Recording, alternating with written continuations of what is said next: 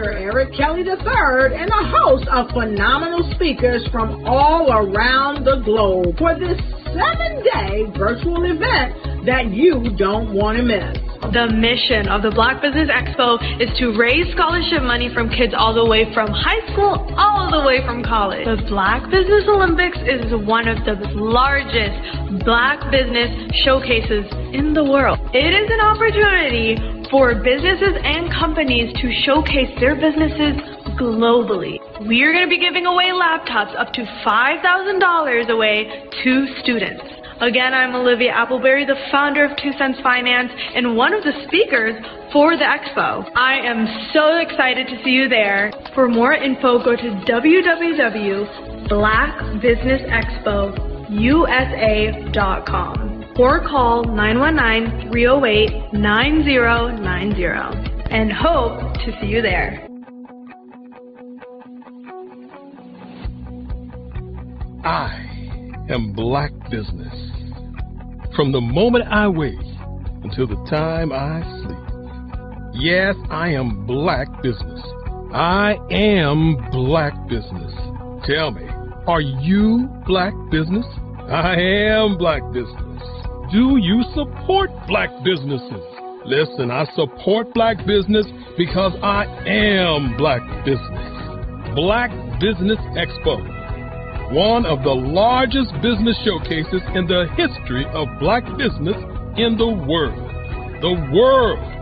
Sign up today at www.blackbusinessexpousa.com or call 919-308-9090. I am Black Business. I am Black Business. From the moment I wake until the time I sleep, I am Black Business. I am Black Business. Are you Black Business? I am Black Business. Do you support Black businesses? I support Black business because I am Black Business. Black Business Expo, one of the largest business showcases in the history of Black America in North Carolina. Join Dr. Eric Kelly III and a host of phenomenal speakers from all around the globe for this 7-day virtual event that you don't want to miss. The mission of the Black Business Expo is to raise scholarship money from kids all the way from high school all the way from college. The Black Business Olympics is one of the largest Black business showcases in the world. It is an opportunity for businesses and companies to showcase their businesses globally. We are going to be giving away laptops up to $5,000 away to students. Again, I'm Olivia Appleberry, the founder of 2 Cents Finance and one of the speakers for the expo. I am so excited to see you there. For more info, go to www.blackbusinessexpousa.com or call 919-308-9090 and hope to see you there.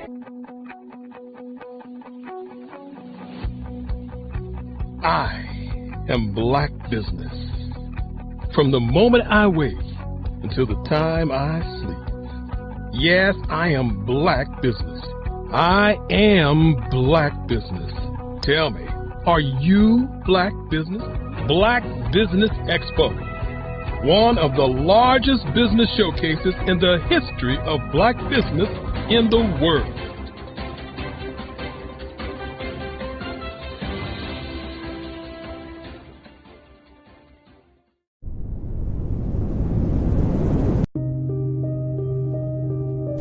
The Black Business Expo is changing my life. This year, they are giving away laptops and even $5,000 in cash to students just like me.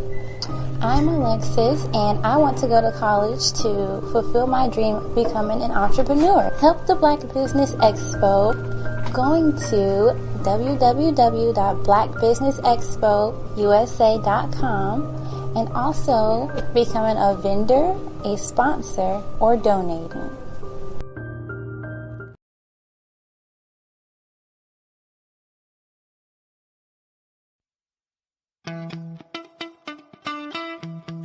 How many times have you been asked to help someone you didn't even know, a student, a business entrepreneur? Or did you ever even ask, where did they end up? That business, that friend, that entrepreneur. Well, just maybe they ended up in a gang, bankrupt, homeless, or worse, dead. Maybe they turned to crime, drugs, and alcohol.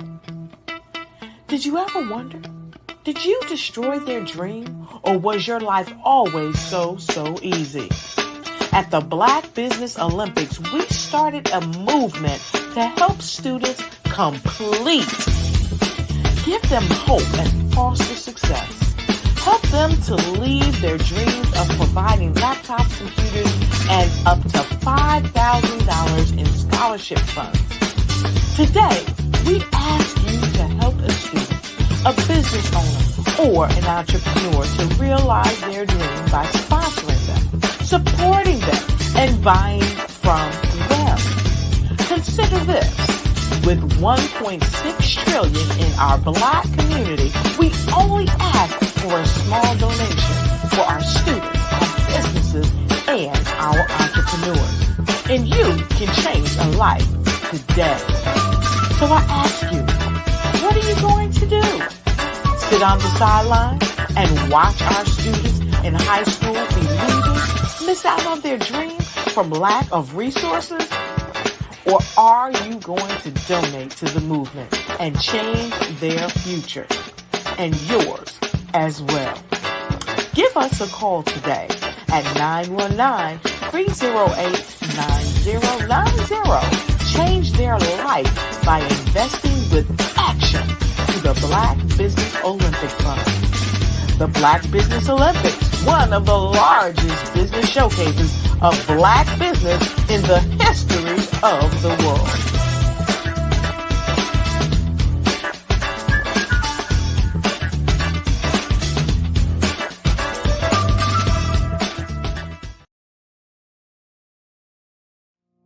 Did you know that approximately 333.34 million businesses exist today, according to a report from 2021?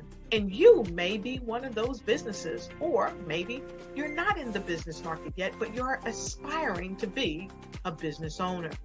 Well, guess what? You're in the right place at the right time. Because let's face it, everything is about timing and opportunity. Hi, my name is Dr. Lotus Richey, and I'm the CEO and founder of the Lotus Richey Coaching and Consulting LLC, along with the Lotus Richey Ignite Show. 15 minutes of success with Dr. Lotus Richey, as well as books to boom your business and bring who you are. And today, I want to bring this amazing message to you about the Black Business Network and the Black Business Olympics. See, the Black Business Network and the Black Business Olympics is designed to help people just like you, that's right, that look like me, to take their business to the next level. Not just in your front yard or your backyard, but globally. The Black Business Network and Black Business Olympics is designed not to just help you survive, but to help you thrive. So join us today as we come together with businesses all around the world to support our students, our children, our young teens, our young entrepreneurs. What we do is we come together to help raise funds for students who are aspiring to be business entrepreneurs, who are aspiring and who are thriving in college. We endow them with a wonderful opportunity to gain scholarship of either a laptop or several thousands of dollars. And we invite you to help be a contributor to this amazing opportunity to help someone that looks just like you. So join us today at our website and let us connect with you and help you ignite and take flight in every area of your life on the Black Business Network and the Black Business Olympics. I'll see you on the other side.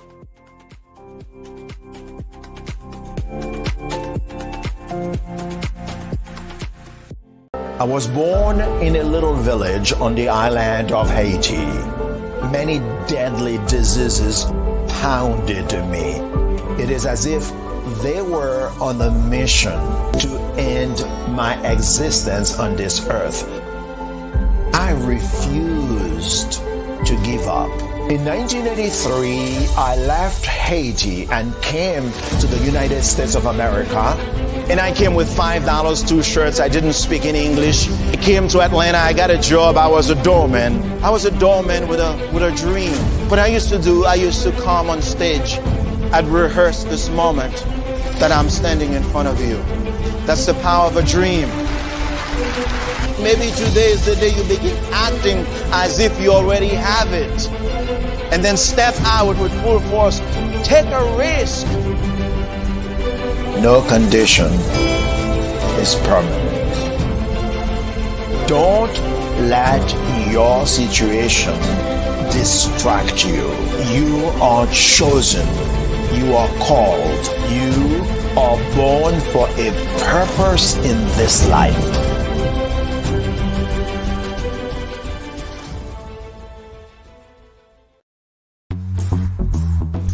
Attention all entrepreneurs and companies. Are you looking for reliable and efficient virtual assistants and back office support to help you manage your business tasks? Look no further than Superwoman Business Services. Our team of virtual assistants provides a full range of administrative support services, including operations management, social media marketing, and much more. We also offer website design services to help you create a professional online presence that reflects your unique brand. In addition to administrative support and website design, we offer business development and structuring services to help you grow your business and achieve your goals. We'll work closely with you to identify areas of improvement and develop a customized plan to help you reach your full potential. At Superwoman Business Services, we understand that running a business can be overwhelming and time-consuming. That's why we're here to help you fly high and achieve success. Our virtual assistants are highly skilled, experienced, and dedicated to providing you with the support you need to thrive. Come fly with us and take your business to new heights. Let us help you become the superhero entrepreneur you are meant to be.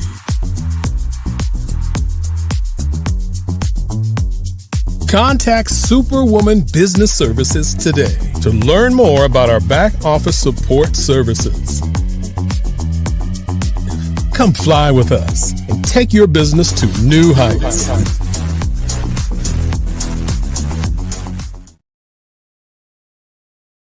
I'd like you to imagine with me, if you will, opening an app where you can collaborate with like-minded individuals from around the world, get inspiration and in-app tools to launch and grow your business, as well as share your knowledge and earn compensation, all in one app. Well, the name of that app is Truso, short for Truly Social. Hi, I'm Matthew Newman, the founder and CEO of Truso, a new concept in social media. Truso is designed from the ground up to be a platform that's both social and empowering for all its users. How exactly do we do that? I'm glad you asked. First, Truso brings the world together via video. Psychologists assert that video provides a significantly more effective connection than audio only.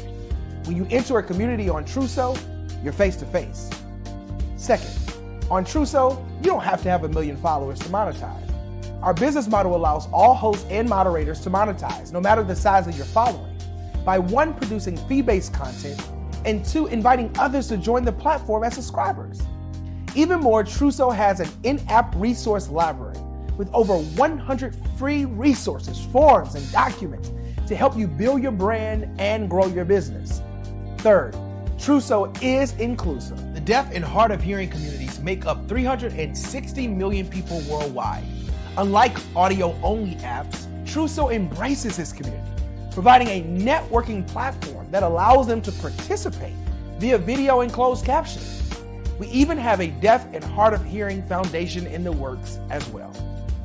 Fourth, Trousseau is both social and safe. We refer to Trousseau as a virtual extension of the beauty shop, barbershop, and brainchild of the community. A place where there's laughter, along with wisdom, growth-oriented conversation, and genuine connections in a safe space. Trousseau even has proprietary security to ensure we maintain a safe environment for everyone. Where are we at now? Trousseau is live, y'all. We've launched in beta and we're acquiring users daily.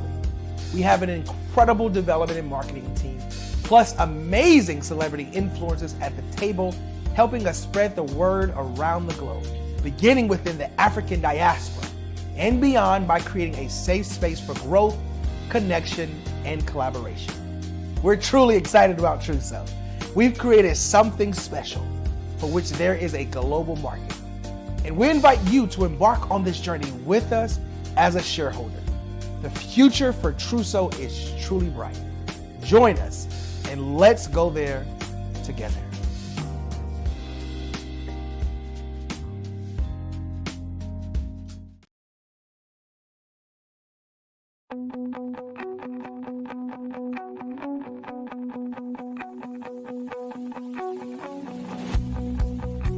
I am Black Business. From the moment I wake until the time I sleep. Yes, I am Black Business. I am Black Business. Tell me, are you Black Business? I am Black Business. Do you support Black businesses? Listen, I support Black business because I am Black Business. Black Business Expo, one of the largest business showcases in the history of Black business in the world. The world! Sign up today at www.blackbusinessexpousa.com or call 919-308-9090. I am Black Business.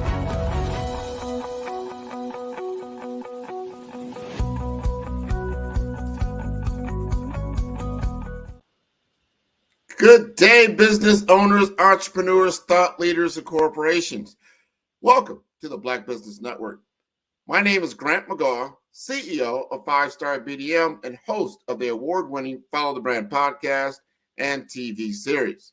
And I am your business moderator for this day on the Black Business Network. The Black Business Network is a 24-hour business network showcasing Black businesses, business owners, entrepreneurs, and thought leaders worldwide. We have speakers from North Carolina, London, Singapore, Africa, Japan, and cities all over the United States. The Black Business Network is a global community sharing its business knowledge to empower, inspire, and educate businesses about business. Please join me in welcoming Alan Thornton to the stage as the Trivera revenue leader and a dynamic force behind the renowned 40-acre conference. Alan exemplifies visionary leadership in creating wealth and opportunity worldwide. A Wharton executive education alumnus based in Houston, Texas, Alan has been recognized in Houston Business Journal's prestigious 40 Under 40 for his exceptional contributions to business and community. His unwavering commitment is evident in his diverse expertise, ranging from commercial real estate to brand marketing, and his innovative approach in leveraging technology like blockchain and enterprise software. Alan is not just transforming business landscapes, he's forging pathways for minority communities, aiming to bridge wealth gaps and foster economic empowerment. Let's give a warm welcome to a true leader of legacy builders, Alan Thornton. How you doing today? I am doing just wonderful. How are you doing, Alan? Man, I'm doing incredible. I appreciate that eloquent introduction on this early Wednesday morning. Oh, man, it is all you. I'm going to let you take the stage. Genius is common, and I will see you on the other side.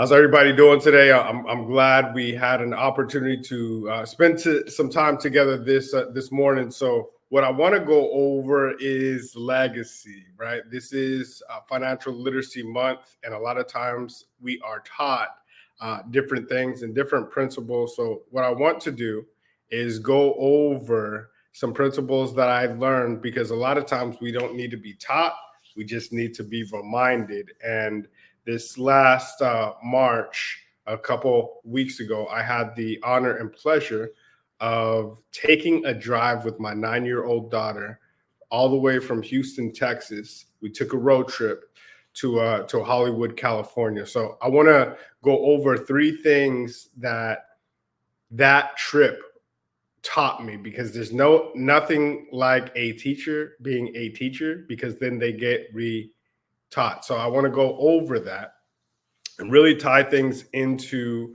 some of the things that Grant talked about during that introduction about the 40 Acre Conference, about some really good and exciting things that are coming up, and see if some of those thoughts and ideas foster some new innovation for each and every one of you. So if you're ready, say I'm ready. Type it in the chat. I know it's early, but let's go. So a little bit about my background story, so we can kind of frame one of my mentors that I've met through our business dealings and with Dr. Kelly is Dr. George Frazier. And he says, hey, one of his favorite and most memorable quotes is, the picture always looks good when it's framed correctly, just like this picture right here that you're looking at on the screen. So just to give you a little bit about my background, my mom's from New York, my dad's side of the family is from New Orleans. So I have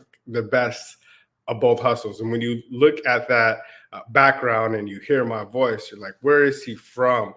That's where that mix and kind of sounds like an island accent, or you don't have to ask me if I'm from the Caribbean, right? We're all from Africa, and we made a few stops in between. So that's where the accent comes from. So I am Black and Creole, so we can get that off of the table. Even more than that, and more into my background, when I grew up in West Texas. My mom and dad came in, and once I came along, they settled in El Paso and Fort Bliss. Many of you know that town. It's one of the second biggest Army base in the world, where a lot of people go to get deployed. So a lot of my family was military, and a lot of those values, even though I was never in the service, were instilled in me, whether I knew it consciously, but unconsciously. As I started to do some of the things that I do, I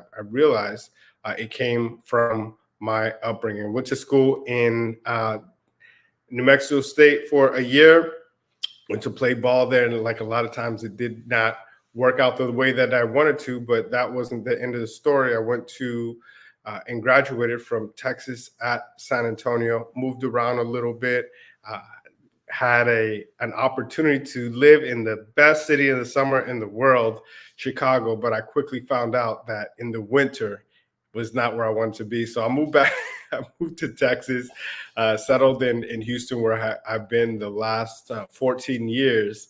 Have a beautiful 9-year-old daughter, and have had some excellent dealings in Houston. It's the most diverse city in the U.S., which is excellent. And I love all of the different foods and the cultures there.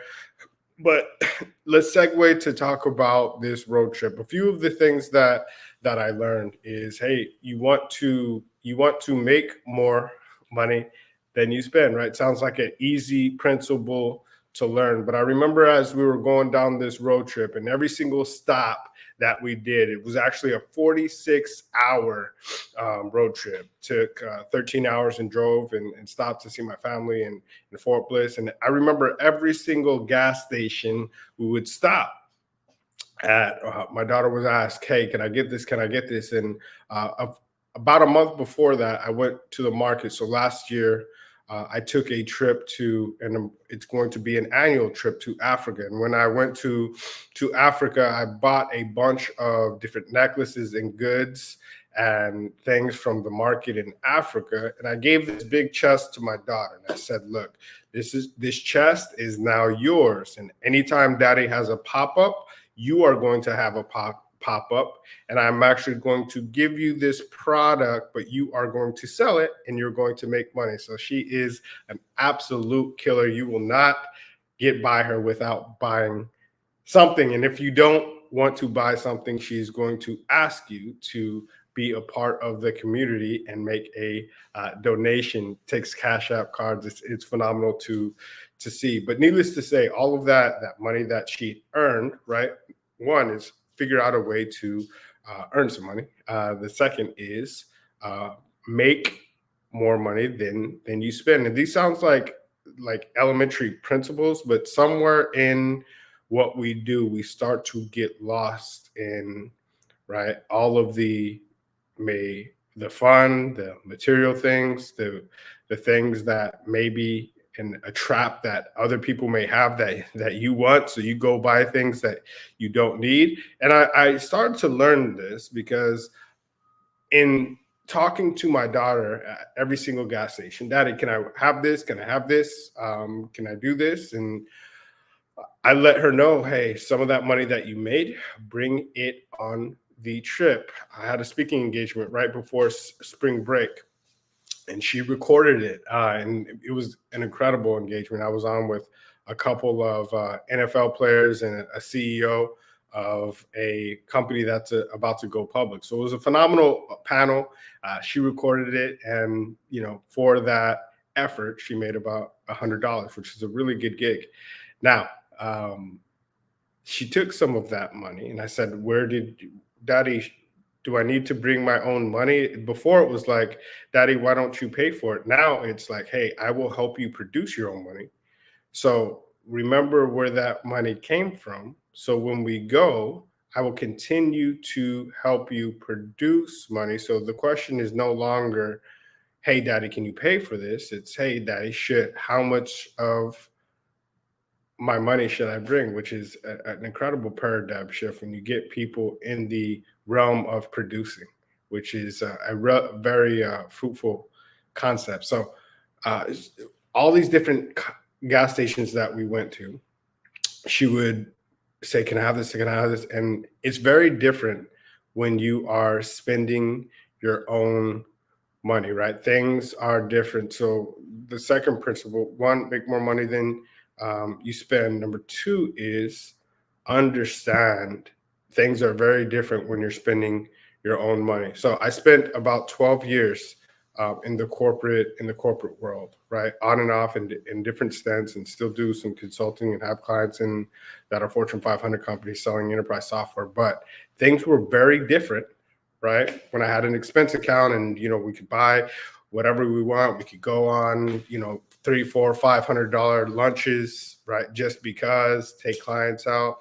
But that is very different as an entrepreneur, right? You may not need to go to Mastro's Steakhouse for lunch. You may start to understand that minimum effective dose that you can have a great lunch and still really understand and get to the goal that you want to get to without breaking the bank, because it's your money. And once you understand that and step out on your own and start to really track that, which it sounds elementary, but these are some of these things that I kind of retaught myself in just a simple trip with my daughter. And those were very reinvigorating lessons to learn. It's like, hey, you tell your daughter this, but hey, are you preaching this? Are you actually doing this? Are you keeping track of all these things? And you almost put you back on track, right? Because if there's any, like my daughter, she looks just like me, right? She looks like a little light-skinned version of me with more hair. So looking at her really helps me remind myself to be on the track and the trajectory that I actually want to be, even if it's at that moment, right? Because you're always in this game that we call life, making constant corrections to get to the destination that you want to ultimately arrive at. So I learned that, retaught myself that principle. And the last thing was, hey, we go to, I remember we stopped in this small place, and it was in, I think it was right outside of Alamogordo. It was in New Mexico, in the middle of nowhere. I think it was Hatch, New Mexico, because there was the Chili's there, right? And always be ready to showcase and share your story, share your product, share with what you have, because you never know who may want it. So we're in this little town in Hatch, New Mexico, and there's all these chilies, right? Hatch is the chili capital of the world. Hot chili, red chili, green chili, your chili, like whatever you want, and it's phenomenal. It's all made right there, and they ship all over the world. But I remember I was wearing, and I always wear, and I'll show you, an ad. You're like, what's he doing? Is he taking this clothes? No.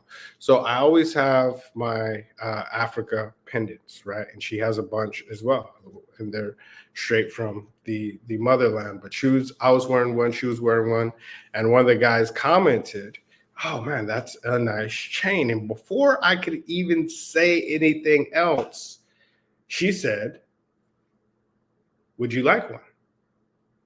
Right? She didn't lead with, I always tell her, lead with the value, lead with what they want, not with what the price is. And she said, do you want one? He said, absolutely. She said, funny enough, I may have, and I also, this was to the T, and I was just watching this like, whoa, right? Because she said, you know what? I may have one more. We're on a trip to Houston. And I'm sitting here like looking at a version of myself, right? Because you talk about urgency, you talk about scarcity, you talk about getting people what they want because it's valuable and not because of the price. And I'm just sitting back, and she said, I may have one more. Is this were you serious? Do you really like? He's like, yeah. No, I want one. And then she did something, and I was like, she's 9 years old, right? And she's seen me in different places do these things. Didn't even ask the price. So she ringed up. She was going to get this candy and everything else. And before we rung up, he told us what the price was. I don't know, it was maybe $50 or something like that. And she said, okay, well, here's what we can do. Only give me 10 and this product. So what did she really create? Right? I'll give you this necklace. I'll tell you what. Here's what I'll do. Just give me $10 and we'll call it even. Now, on the surface, he had probably never seen something like that. He's in a small city, Hatch, New Mexico. And the value that created, I was like, right? $60 was what that sale was worth, right? Because the product and the chilies and everything was probably $50. She said, just give me 10. So in his mind, right, he was only coming out $10 because that product probably cost him a subset of that. But the value that was created, right, $60, and she got the product for free. So she got all this product. She had got that Africa product for me because I donated it to her as her dad, and she just put $10 in her pocket. I was like, the trip could have ended right there, right? Because once I saw that, I was like, man,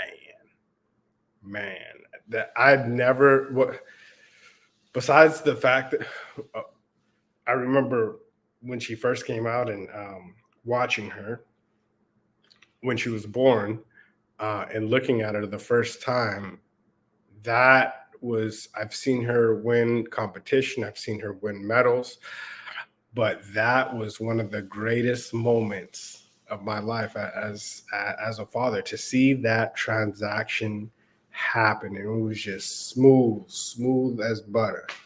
So I say all that to say, those three different tips. Find a way to generate income with what you have, make more money than you actually spend, and the biggest thing is find a way to create value. And those are all things that I learned on a spring break trip with my little girl. So here's a bonus. This is a fourth one, and I'm going to talk about creating value. And I've had the honor and pleasure, as you heard Mr. Grant talk about.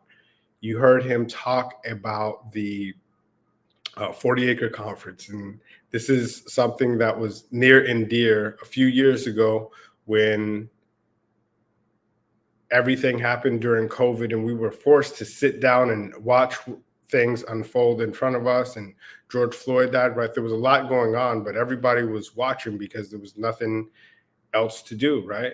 They had a lot of disposable time on their hands. So a lot of corporations, right? Look, there's some really bad things that have happened in the Black community. So what we want to do is we want to find a way to sow back into that community, because there's been some really bad things that have happened. So, hey, I'll give $1 million, I'll give $5 million, I'll give $100 million, I'll give $1 billion, I'll give 20 billion, up to $100 billion.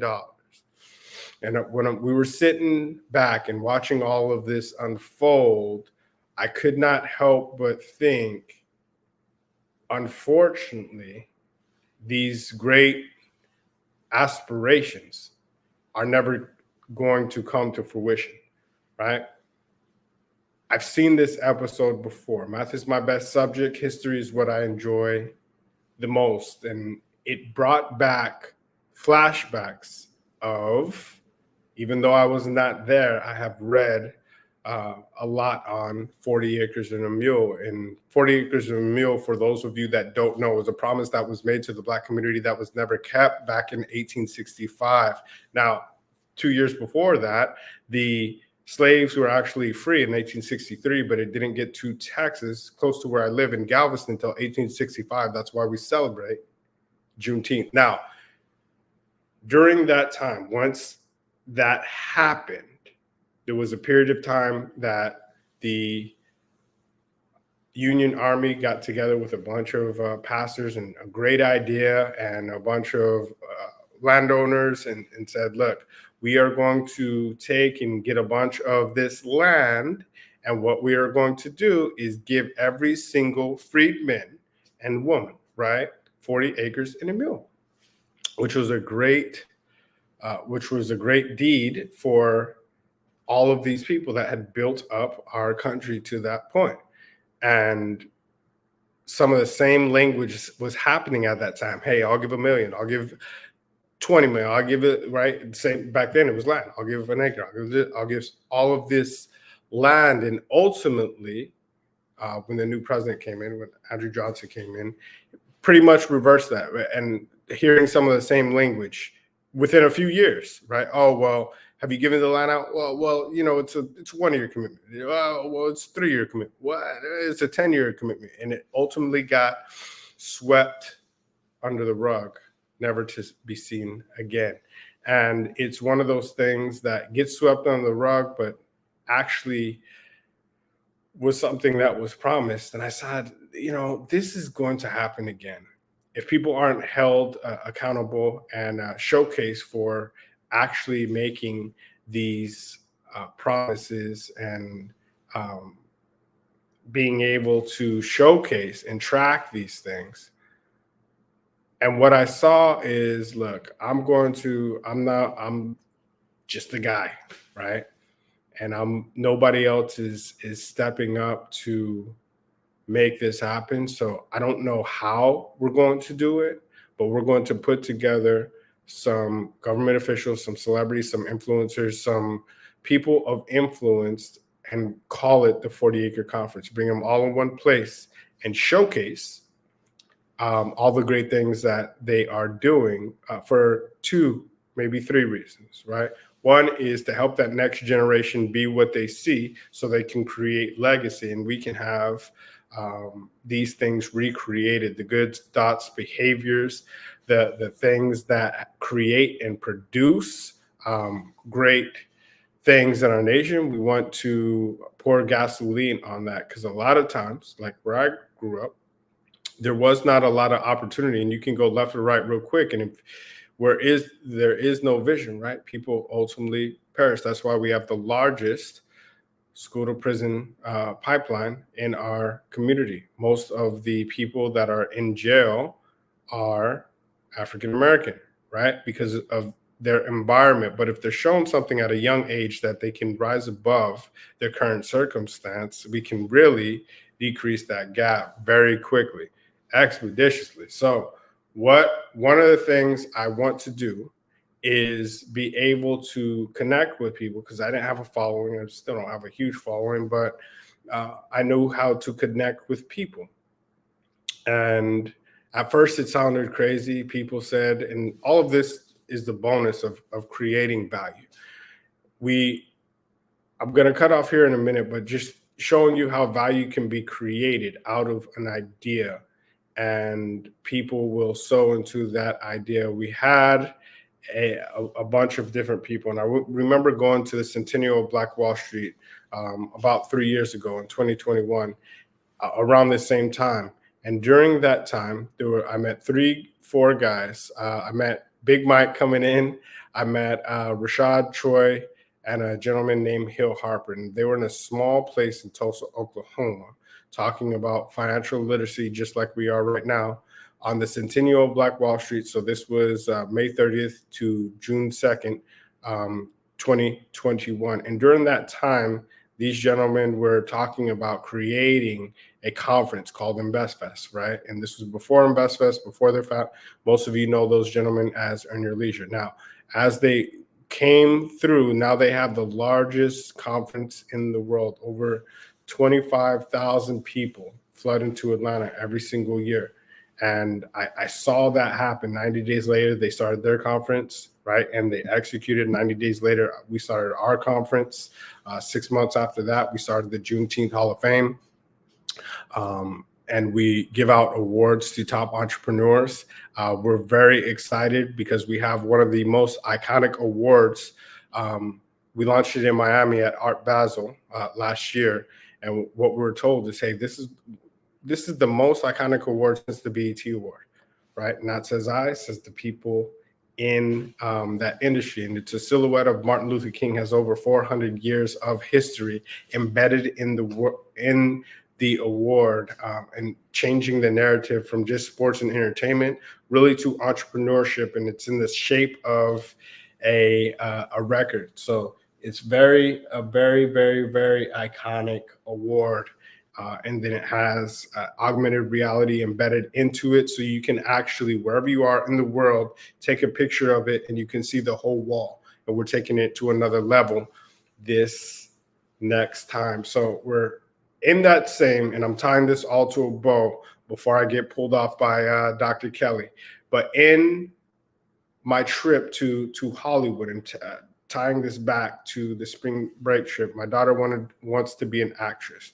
So whatever she does, whether it's gymnastics, whether it's soccer, whether it's basketball, whether it's volleyball, whatever she does, I make it a point to dive all the way in and to give her any leg up, any vision that she can be the best at. I don't care what she does, what any of my kids, I want them to be the best, and I want them to visualize and see that they can be the best. So we go all the way to Hollywood, right? We drive, and like, man, that's a lot of time. You'll never get time like that. She's 9 years old, right? Next time she'll be 11, like next spring break that we have. And I may never get 46 hours willingly in a car with my daughter again. So it was an incredible experience. Needless to say, we go to Hollywood, California. Not only did she see the stars, I asked her to, hey, take a picture by the star. I want you to visualize the star. We even went so far as to get one of those people that had the letters, had the red carpet, put her name on a star. And I said, look, we're going to take a picture with your name on the star. And what do you want to do? Okay, you want to be it. So we're going to put that silhouette of, because there's different categories. For those of you that have never seen a car, there's radio, film, television. So you pick, depending on what you're best known for, you do that, you put it on. There's a special red carpet, and it's like a ceremony. So she actually did, right, the same kind of ceremony that they would do if you got your own Hollywood star. So I was looking at that and I said, we're going to take this to the next level. So I had the opportunity to work with one of the greatest artists in the world, Mr. Alexander Rockefeller, and he helped us design our MLK Award, which we are going to do. And I'm letting you know for the first time right here. So we did MLK with our signature 2 years ago. And I'll tie this all in a bow. 3 years ago, when I was in Tulsa, Oklahoma, I remember seeing Sheila Jackson Lee and letting her know, hey, we have this 40-acre thing. I don't know exactly how it's all going to come together, but when we do get it together, I would love for you to be a part of it. And I can remember being in the back of the room, and there was some gentlemen laughing, saying, because she was talking about Juneteenth before it was a holiday, and saying, man, it is hard enough to get a holiday, much less a Black holiday. It's hard enough to get a federal dollar. Black holiday, that'll never happen. Needless to say, fast forward a year later, Juneteenth became a holiday, and I came back to her in Houston, Texas, and said, hey, remember you? She meets a lot of people. No. And then I showed a few pictures. Oh, yeah, I remember you. Well, I would love to create the Juneteenth Hall of Fame. So on that day in June, we actually got the stamp of approval from federal Congress, right, with Sheila Jackson Lee, and we have the proclamation from Congress when we started the global Juneteenth Hall of Fame by the person that created the legislation. So it started to grow. Now, this next year, so this past silhouette and this past MLK award ceremony had my signature. This Juneteenth record will have Sheila Jackson Lee's signature, and in the background, it will have Harriet Tubman, right? The one of the most iconic figures in just abolition, slavery, just building the Moses of our people at that time, right? Who freed us out of the captivity and built, a lot of the Underground Railroad. Another thing that we're going to do that is absolutely iconic, and many of you will be able to access this from all over the world, because not only do we live stream it, also this metaverse experience you'll be able to see. So all of the different awards that we give out, so we'll give out 19 special awards to entrepreneurs, 19 awards to corporations that have supported the Black community, 19 awards to those people. And many people kind of threw rocks at me, but I give 19 awards to people that don't look like us, that supported the Black community. If you remember the Million Man March, 20% of those people were not African American. We needed those people to get to that stake. So back to the Hollywood story, we are going to do squares. So in addition to the actual plaques that people get that are iconic, that they can put on their wall with the record signed by Sheila Jackson Lee with over 400 years of history, and it's an iconic piece with Harriet Tubman in the background, we're going to do a walk of fame, and we're raising money for our own venue, right? Intentionally.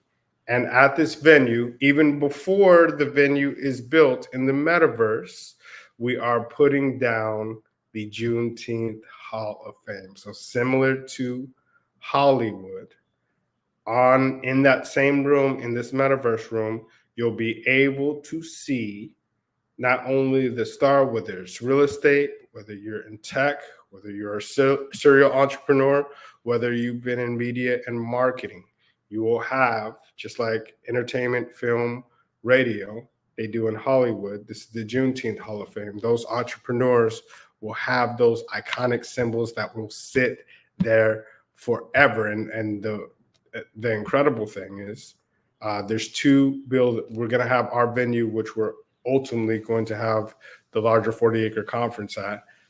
In addition to that, George Frazier, the gentleman I told you about before, who I gave an award to last Juneteenth, is building an iconic Juneteenth or a Black Legacy Museum. And we are actually going to be the first museum, the Juneteenth Hall of Fame, in that museum in Atlanta, Georgia. So a few things happening, tie that all together.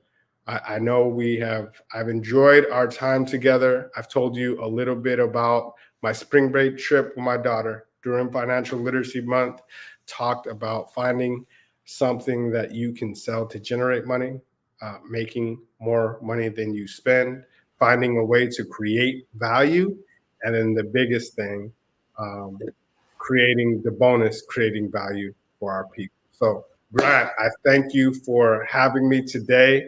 This has been a phenomenal. Oh, no. You don't get off that easy. No. No. We got a few minutes here. He said, no, you ain't going nowhere. Not at this point. First of all, thank you for sharing today and your journey and with your daughter and everything you're talking about. So important. Understanding this whole thing around 40 acres.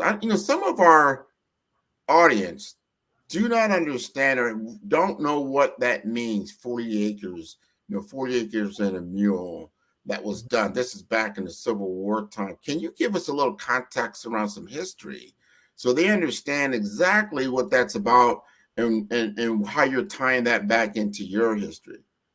Absolutely. So all of that is our history. So Black history goes back, and those that what we're seeing right now is those that don't understand history are doomed to repeat it. And history, unfortunately, tends to repeat itself. So back in 1865, slavery was abolished. It was actually abolished 2 years before that, but it didn't get to Texas until 2 years later on June 19th, 1865. And that's why we celebrate Juneteenth, right? The last place was right here in the Houston area, down in Galveston.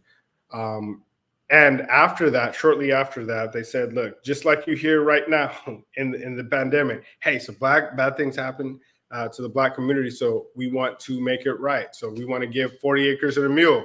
It sounded just like you hear right now. Hey, we want to give $1 million, $100 million, $1 billion. And those parallels still happen. A year later, they said, hey, where's the land? Well, we're going to roll it out over the next 2 years. You look back to 2020, 2021, 22. Well, we're going to roll it out the next few years, 3 years, 4 years, 5 years. Where's the land? Well, some of those programs we're revamping and we got to pull some things back. What are you hearing now?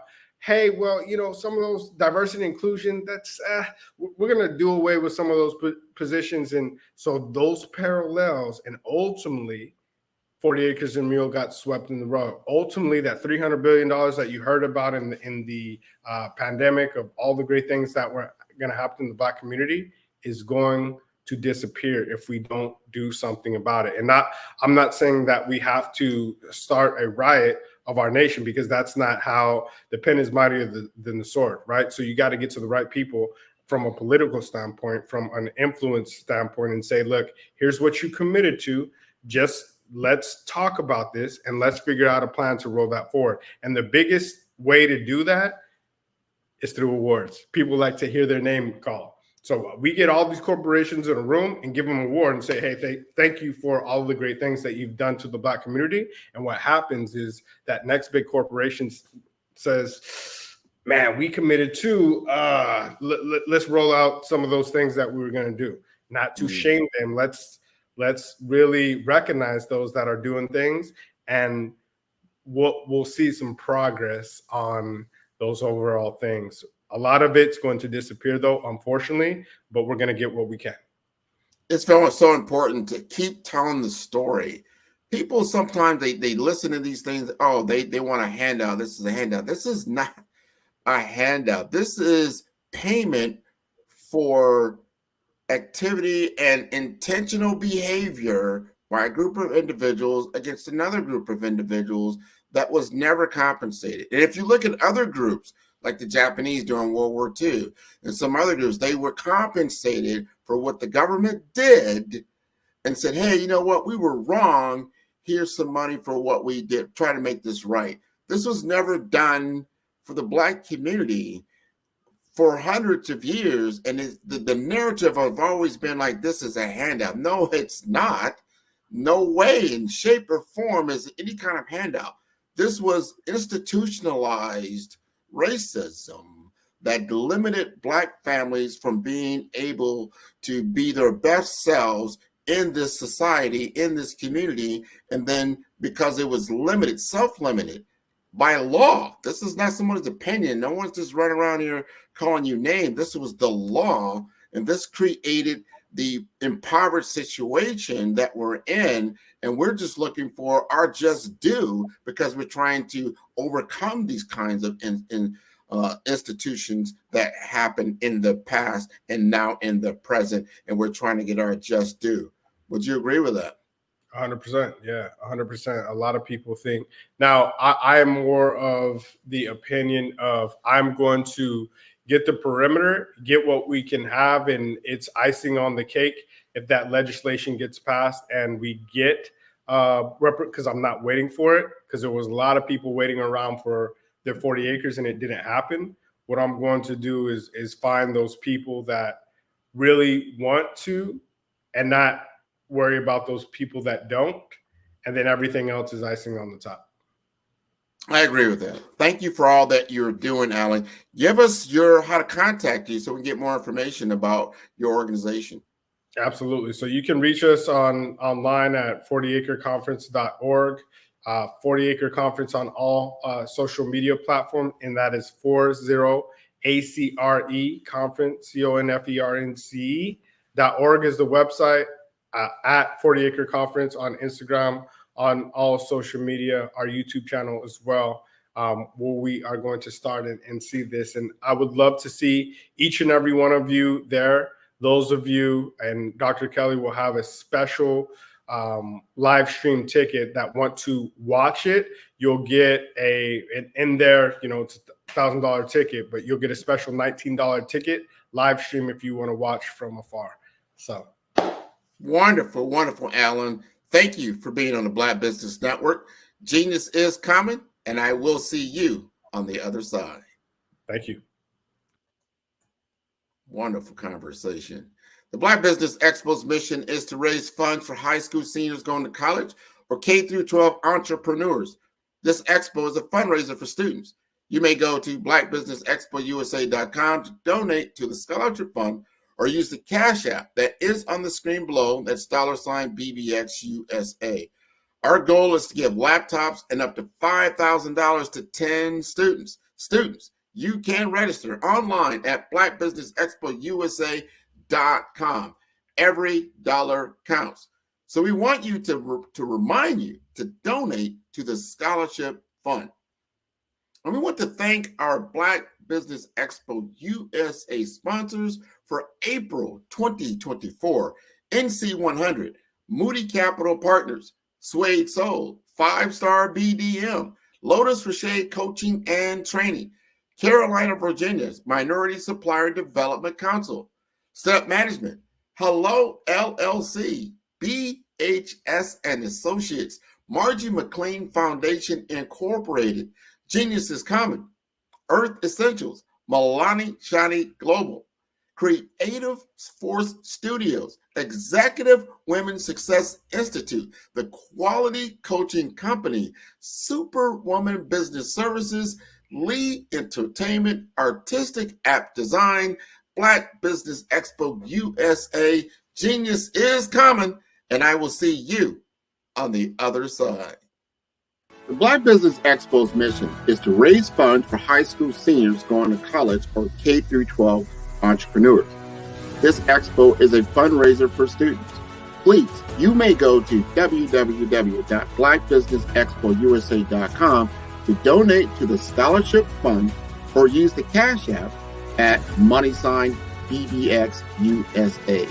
Our goal is to give laptops and up to $5,000 to 10 students. Students can register online at www.blackbusinessexpousa.com. Every dollar counts. Please donate to the Black Business Expo USA Scholarship Fund.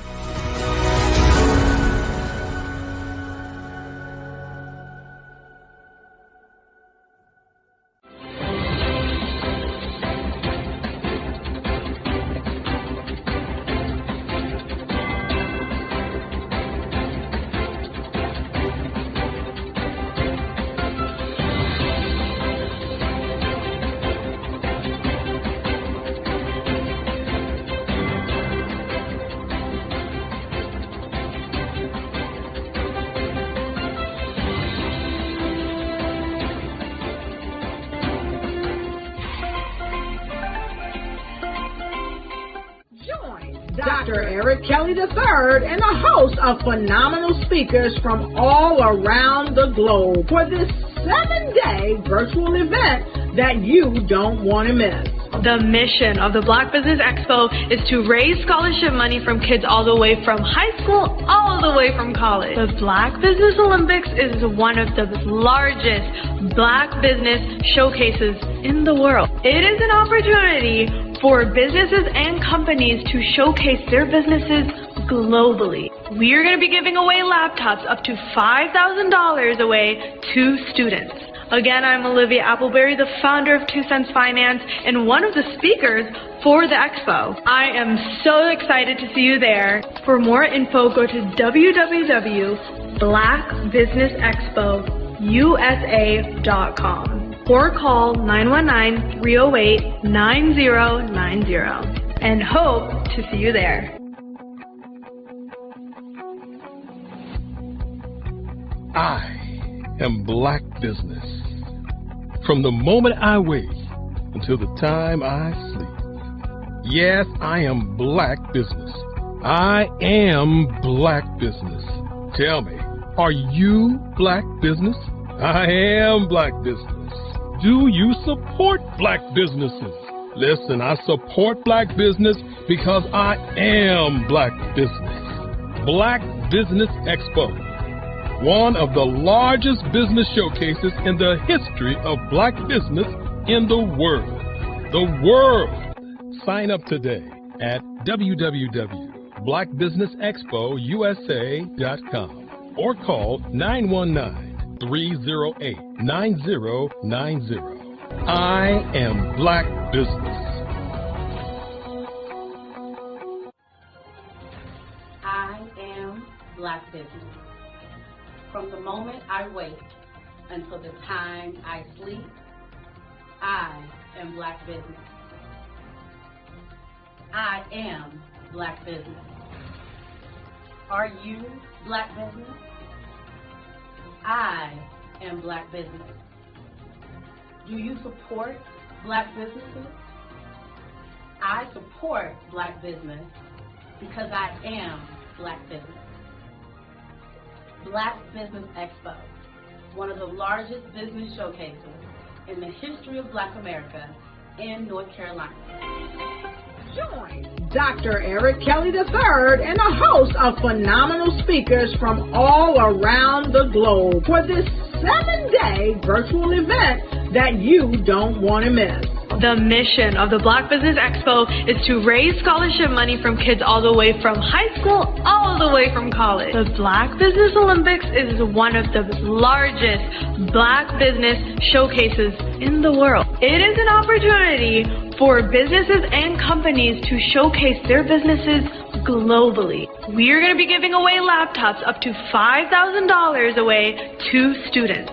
Again, I'm Olivia Appleberry, the founder of 2 Cents Finance and one of the speakers for the expo. I am so excited to see you there. For more info, go to www.blackbusinessexpousa.com or call 919-308-9090 and hope to see you there. I am Black Business. From the moment I wake until the time I sleep. Yes, I am Black Business. I am Black Business. Tell me, are you Black Business? Black Business Expo, one of the largest business showcases in the history of Black business in the world.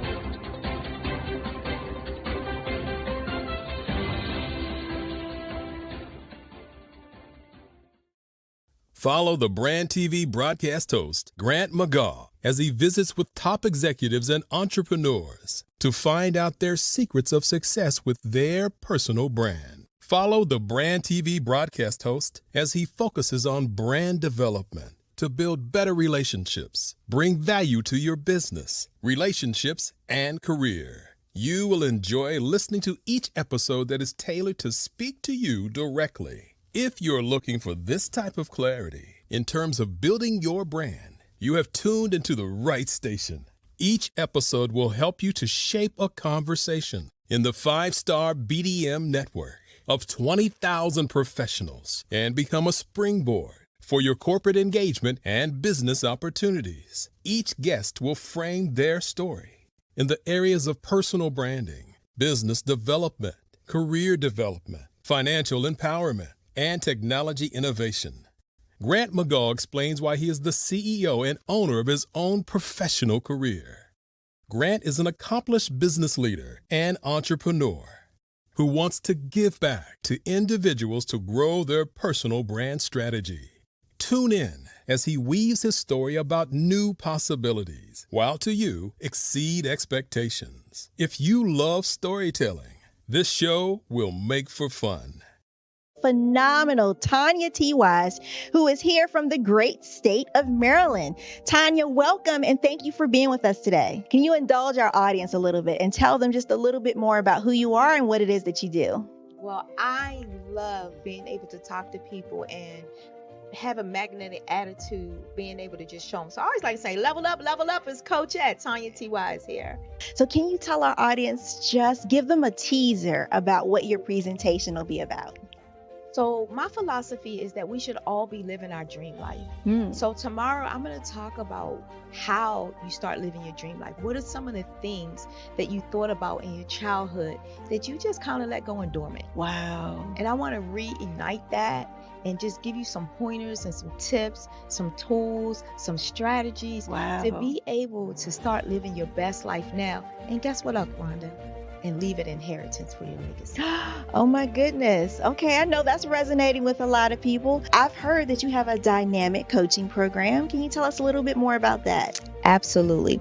So our coaching program help people that have the lack of time, that lack strategies, and lack the confidence to go after their dream life. So we help them implement tools, we help them implement strategies, as well as give them resources so that they can live their best life now and leave that inheritance. Wow. Oh, I love that. I love the leave the inheritance part. Listen, you are dropping some major nuggets, and I know a lot of what you're saying is resonating with a lot of people, but I think we're all curious. How did you even make this transition into the speaking and coaching arena? What's the story behind this? So I started out in finance, and I realized that a lot of people don't necessarily go after their dream life because of the lack of finances or the education behind finances. But it wasn't until I lost my firstborn, my only son, that life changed for me. And where I was going after it all, living the corporate life, hit my 6-figure income and living in my dream house with my dream man, driving my dream car. I nearly lost it all when I lost my son. And so I realized it only takes one financial catastrophe that can change your entire life. That's what made me start All New Beginnings. Because no matter what's going on in life, there's a new beginning. And because of that, we develop a program called Wise Minded. My little slogan is, don't just dream it, let's live it. If they want to connect with you or work with you, what is the best ways for them to be able to do that? Well, for my social media guru, you can connect with me on every single social media platform as Tanya T. Wise. The Black Business Network and Black Business Olympics are essential platforms for Black business owners globally. They provide the tools and support you need to succeed in today's competitive marketplace. Join us today as we collaborate together with businesses from around the world to support our children, students, and young future entrepreneurs, Black businesses, and corporations. We raise funds for students going to college and young entrepreneurs who are aspiring to be business owners, and we invite you to be a contributor today.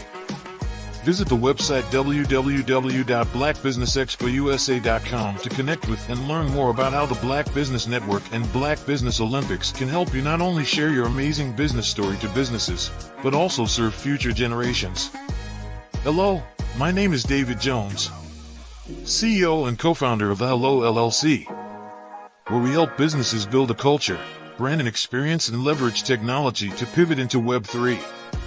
Join the Black Business Network streaming live into Roku, Metaverse, STEM City, Black Multiverse Enterprises, Hulu, YouTube, iHeartRadio, Apple, Facebook, LinkedIn, Spotify, Twitch, and Google Podcasts. Tune in, turn on, and let's thrive.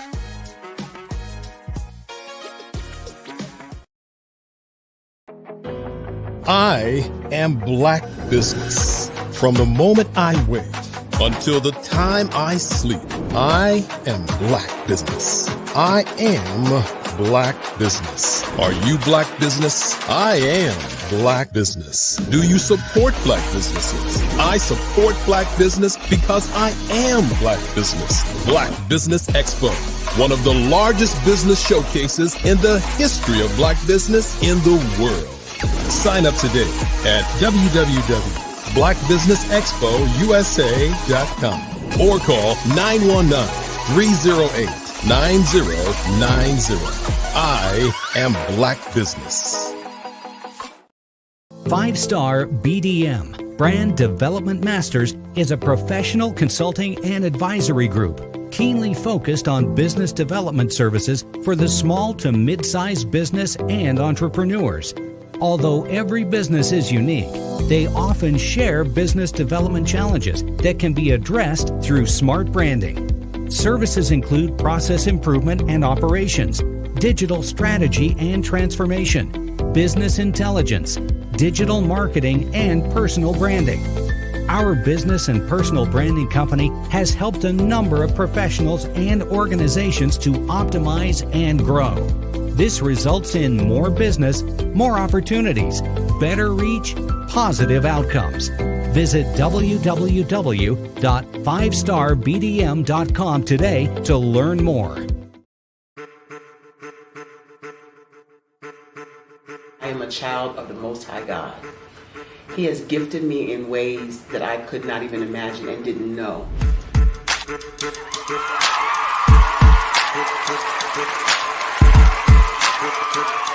There was a time when I didn't know who I was. I listened to other people tell me who I should be, what I should do. I listened to people telling me that I should be a boutique owner, that I should be a construction manager, that I should be a laborer. Have you ever felt like you should do something else, be something else, go somewhere else, be wherever you wanted to be, and you felt like you were in a box? Anybody in the room? And you couldn't get out. Anybody in the room? And you kept trying to go and you couldn't get out. Anybody in the room? But let me tell you, you need to rock the box. Rock the box.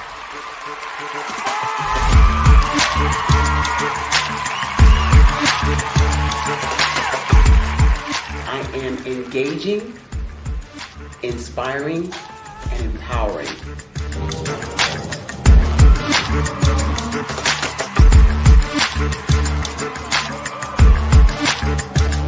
I would give you everything I know.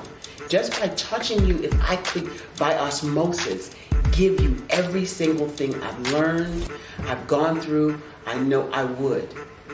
We know that's not possible, but as it is possible, I love to share information with people. Some of you out there, people have told you that you can't be, you can't have, you can't do. But I will tell you, like Kingston said, you can, you must, and you will. If it's to be, it's going to be me. You got to say it. If it's to be, it's going to be. If it's to be, it's going to be. If it's to be, it's going to be.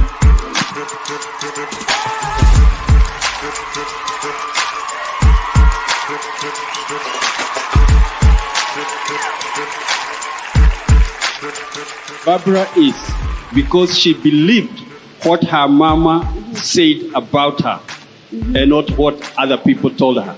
Every day you wake up, when you're in a situation, it's your choice whether it's an advantage or the disadvantage. She gained her confidence and her life, and now she is a testimony. If I can help you elevate yourself, then I feel like I'm elevating my own self as well. What you know and I know together can change the world.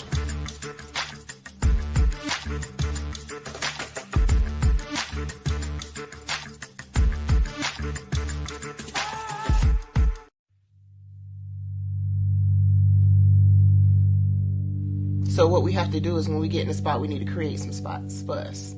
That's the main thing. We need to be able to be in a position where we're able to create those spots for us. For me, being an entrepreneur, I'm not just going to get a business and then leave you sitting high and dry. If you ask me some questions about entrepreneurship, I'm going to give you as much as I received. I've seen people who made it, and then when you ask them, it's like, okay, now you have to pay me for the information, the same information I got for free. We probably in totally different cities. There's no way that we're going to bump heads or anything. We're not competing. Bring me up with you. And so I just think that whatever education that I have, then I need to be able to give that to my own as well. So create the spots. You can create the spots when you get there.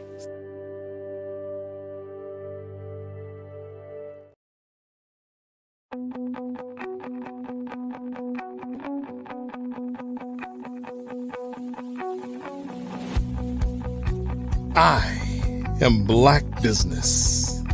From the moment I wake until the time I sleep. Yes, I am Black Business.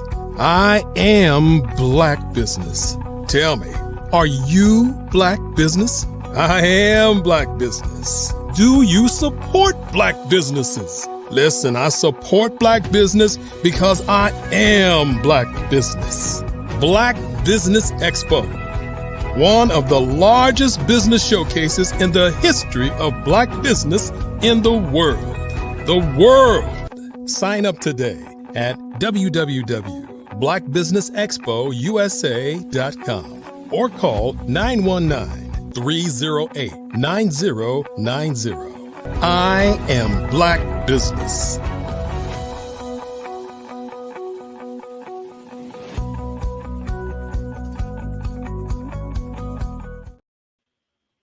Good day, business owners, entrepreneurs, thought leaders, and corporations. Welcome to the Black Business Network. My name is Grant McGaw, CEO of 5-Star BDM and host of the award-winning Follow the Brand podcast and TV series. I'm your business moderator for this day on the Black Business Network. The Black Business Network is a 24-hour business network showcasing Black businesses, business owners, entrepreneurs, and thought leaders worldwide. We have speakers from North Carolina, London, Singapore, Africa, Japan, and cities all over the United States.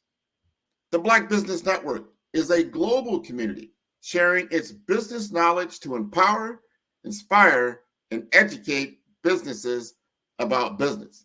I'd like to welcome my next speaker, Dr. Barbara Wright, the visionary founder of Certified Dream Builder, is a distinguished figure in grant writing, fund development, and educational training.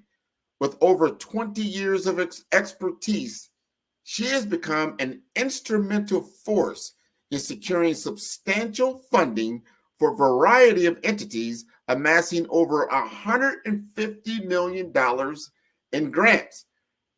Her career spans influential roles such as program manager for the Housing Authority of Kansas City and grant manager for Kansas City Public Schools. Dr. Wright's innovative contributions to the field include the 1 Hour to Grant app and the 1 Hour to Funds Budget Scaling app, along with her acclaimed Canvas grant writing system. These tools reflect her dedication to efficiency and effectiveness in grant writing. Her educational prowess is showcased in over 30 developed courses, and their accompanying curriculums and workbooks covering essential grant-related topics. As a holder of a lifetime Missouri certification in business education, a bachelor's in business administration, a master's in education curriculum and instruction, and a PhD in religious education, Dr. Wright stands as a beacon of knowledge and inspiration. She's not just a grant writer. She is a transformational mindset motivational speaker, inspiring organizations to achieve their highest potential. Join Dr. Wright and Certified Dream Builder Incorporated on a journey to turn visionary ideas into funded realities. Let us welcome Dr. Barbara Wright. to the Black Business Network. Good morning. Good morning. How are you? I'm doing just fine. How are you doing? I am great. Great. Glad to be here. Well, I am glad you are here. Wonderful, wonderful history of work that you've put together. And thank you for sharing your knowledge today on the Black Business Network. Genius is coming, and I will see you on the other side. Thank you so much, Grant. Good morning, everybody. I am so glad to be here with you this morning. Thank him for giving you that little preface. But I tell you what, today it's just about me and you and I, however you want to put it. It's just about us. So I'm going to talk to between us this morning. And I'm going to talk about a new book that I have called The 4Ds of Discovering Your Life Purpose.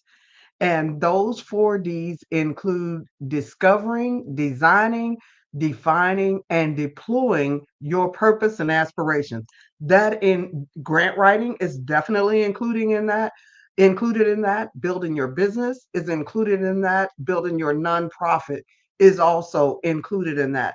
I find on many occasions when I'm talking to businesses and nonprofits that maybe they have missed a part of that purpose. And if you don't build on a solid foundation, it's sometimes difficult for you to move from where you are now to where you need to be. So I put this book together to help us in finding our purpose, finding what it is that we are to do, and then moving from there. So I'm going to give you examples of each one of those 4Ds and what you should be doing if you're really wanting to find purpose, if you're really wanting to keep that blood pressure low, get rid of the stress. Because a lot of times the reason we're stressed out and the reason that we're not finding success is that we're doing things that we shouldn't be doing. So let's dive right in and see what we can do. Okay, as far as the discovering, we're going to start there because remember, I told you there are 4 different areas that we are going to cover. So the first one is discovering your goals. And let me go back and just give you the 4 of those. Again, discovering your goals for academic, personal, or business success. The second one is designing your plan for success. The third one is defining the steps in your path to success. And then the fourth one is deploying your success, your plan for success. And if we have an opportunity, we'll even go into one of the exercises that you can do alone or you can do with a friend. It's up to you. So we're going to start with our discovering our goals. How do we discover our goals? I got 7 simple steps for you to determine what your goals may need to look like. Number 1 is use personality test tools. People have been around for thousands of years. People have been on this earth for thousands of years. And there is nothing really new under the sun. So a lot of those personality tests can tell you what your skills are. They can tell you what your skill sets are. I like to tell you that you are an asset millionaire. Every one of you that are listening to this, you are an asset millionaire. And what you say, Dr. Ray, what do you mean by that? I mean that you were born with everything that you need to succeed. If you take a look at your hands, you have a fingerprint. And there's a 1 in a million chance that someone else has the same fingerprint in you as you. There's probably not anyone else that has your fingerprint. So it's important for you as an asset millionaire to develop those assets that you have and to learn what they are. So personality tests help you with that. Number 2, look through your phone. Many times the thing that you spend most of your time on is where your goals probably should be. And hopefully they're going to be positive, because if you're finding yourself spending your time on negative things, then you might need to find something else to spend your time on. Look for opportunities that you value. What is it that you truly value in life? That means you need to know yourself a little bit. Sometimes we're busy in everybody else's business. We can say everything about everybody else. We're reading about what everybody else is doing, but we don't look for the things that we value, because that's what's going to keep your blood pressure down and keep your stress level down and help you to be happier. Number 4, look for opportunities that you enjoy. There are 7 parts of each one of these 4 goals that I've given you. So we're talking about the discovery. The 4th one, look for opportunities that you enjoy. The 5th one being, listen to those around you that are giving you your good and bad qualities. Now, some people are just negative. No matter what you do, they're going to talk negative about you. And you'll have to have discernment of spirits to know who those people are. But sometimes people are telling you things that you do need to come up in. So be willing to listen to those good and bad qualities that people give you and spit out the bones. Those things that you know are not indicative of you, spit those out. Number 6, remember your childhood. Remember your childhood. Know what's happened in your childhood. What did you love to do? In my childhood, I was teaching. We were teaching the animals. We were burying the animals and having funerals for the animals. I mean, I was compassionate for people back then and animals. And, you know, I was teaching from knee high to a bumblebee. In my kindergarten year, my teacher realized that I had a gift to remember long strands of poetry. So she had me do the poem Annabelle Lee as a kindergartner for the 8th grade graduation. So remember your childhood. What were you doing back then? Because I can pretty much guarantee some of those same things that you were doing then, you're going to be doing now. Where do you spend most of your discretionary income? That is a great way for you to discover what it is that you should be doing in life. So now we're going to move to number 2. Hopefully, you can use those 7 areas to discover what it is that you are to do. Now we want to design it. Once you discover, okay, yes, I'm an asset millionaire. I sing, I play ball, I develop things. I'm an architect. I'm this, I'm that, or the other. So you want to determine what it is that you are doing. And then you're going to design it. Okay, so how do you design it? You don't reinvent the wheel. You use business plans. You use business plans of other people. Now, I do know the whole world changed during COVID. And I do know that there's going to be disruptions in all types of fields, including with AI, including healthcare, the automotive industry, the finance industry, the retail industry, the manufacturing industry, the education industry, the agricultural, entertainment, customer service, and the cybersecurity industry.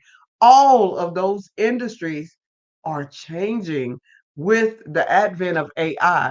But you don't want to reinvent the wheel. You want to find business plans. You want to keep up with what's going on. You want to do some research and development to find out what is already there, what can you use, and what do you need to recreate. Number 2, you want to save time and money by watching how-to videos. That helps a lot. If you can go to platforms like YouTube and watch how-to videos on whatever it is that you are designing. Now that you've discovered what it is that you should be doing. And then you look for the top 100. I can't speak enough about that. Whatever you're doing, try to find the top 100 that are doing it and doing it great, because that will keep you from making some of the mistakes that you would make had you not known the top 100. Even if when you do that research, you only come up with the top 10, that will give you a place to start, because we're not going to reinvent the wheel. Then you design a wireframe. What is a wireframe, you say, Dr. Wright? Well, I'm an app developer, and when you develop apps, you have to develop a wireframe so that you know what's coming next. Because sometimes we have things in our mind, but we don't put it on paper, so we don't know what it is. So a wireframe, in other words, is just a step-by-step plan as to how you're going to get from where you are now to where you're going to be. Remember, we discovered what we're going to do. Now we're in the designing phase. So you need to develop a step-by-step plan. In my grant writing books, I call it a canvas, and we develop our canvas. In your life, you need to develop your canvas, your step-by-step, as to how you intend to get where you're going to get. You'll want to develop your 5 W's. I don't care if this is a personal aspiration, a professional aspiration, or a career aspiration. You want your 5 W's. You want to be able to answer the who, the what, the when, the where, and the why of what you are doing.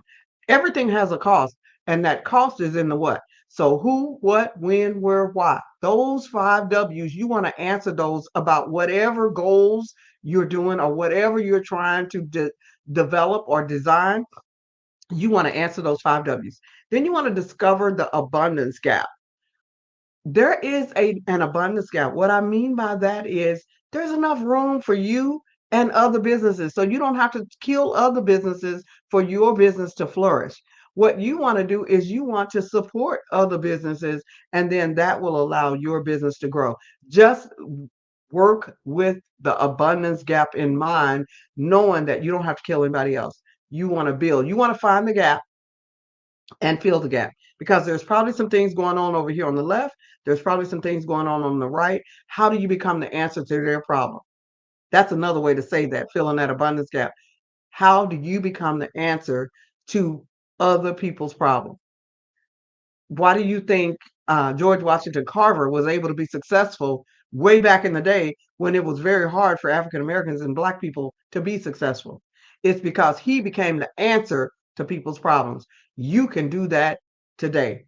And then number 7 for that is to prepare for change, because change is inevitable. I just got through telling you the areas that's going to be disrupted with AI.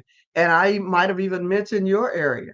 You have to prepare for change, because change is definitely inevitable right now. So we've talked about discovering, designing, and now we want to move down to defining your goals. So once you have discovered and you have designed those goals as to where you're going, then you want to define it. You want to define it. So how do you define it? There are some steps in defining it. The first thing you want to do is you want to have your mission and vision statement, whether this is a personal goal, an academic goal, or a career goal or professional goal. You want to write a mission and vision statement. Your mission statement is where you are now and what you are doing right now. And your vision statement is what you want this to look like when you become ultimately successful. That is the purpose of writing that mission and vision statement, so that you can get clear. It's very hard for you to ask people for what you need and ask people to be able to come in and help you if you don't know what your mission and vision statement is, whether this is personal, academic, or professional, whether you're starting a business or a nonprofit, or whether you're going for some college degree. You need to have a mission and vision about what your ultimate goals are. Number 2, join online and offline groups and associations with similar goals, because you want to surround yourselves with like-minded individuals. Joining those online and offline groups is a great way to find those like-minded individuals. Learn your alphabet. That's number 3.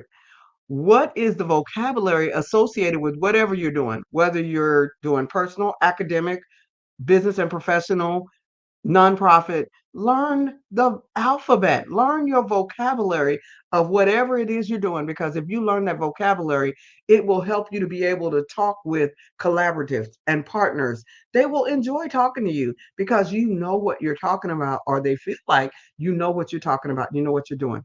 Learn your numbers also. What are the costs associated with whatever it is that you're doing?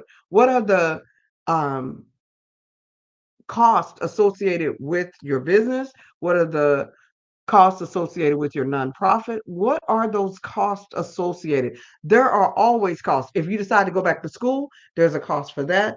If you decide to stay home with your family, there's going to be a cost for that. If you decide to start a nonprofit, there is a cost to that. There is a cost for everything. So what is that cost? That's learning your numbers. So you want to learn your alphabet and your numbers.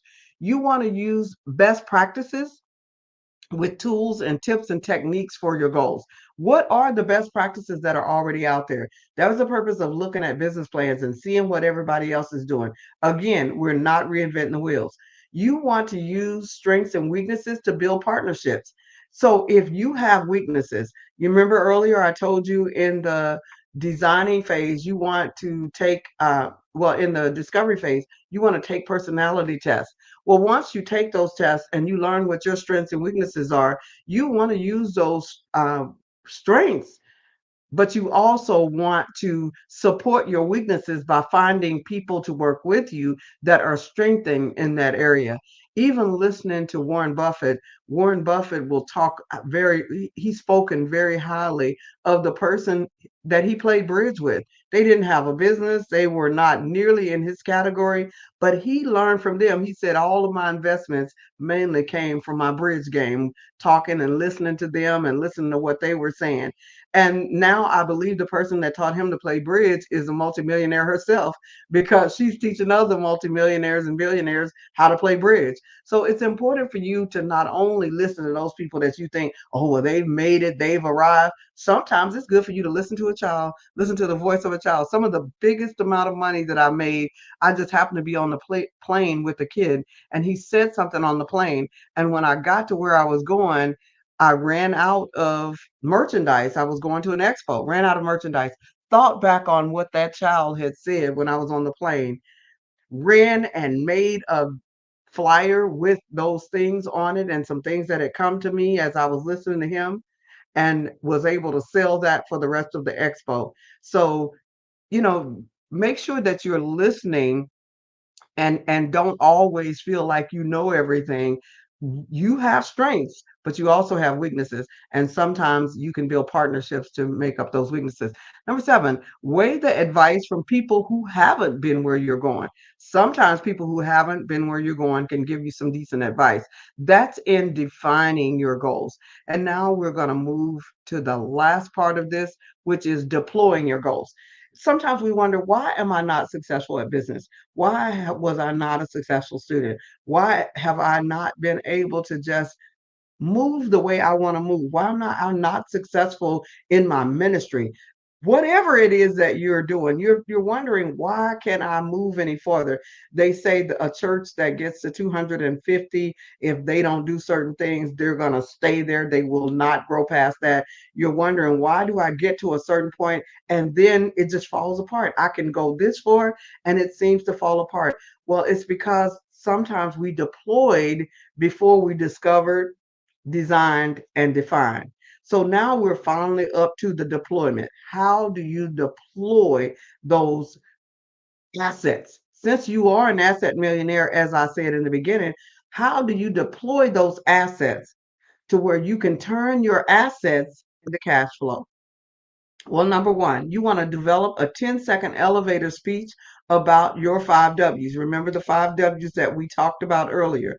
You want to develop that 10-second elevator speech, and if applicable, at what price?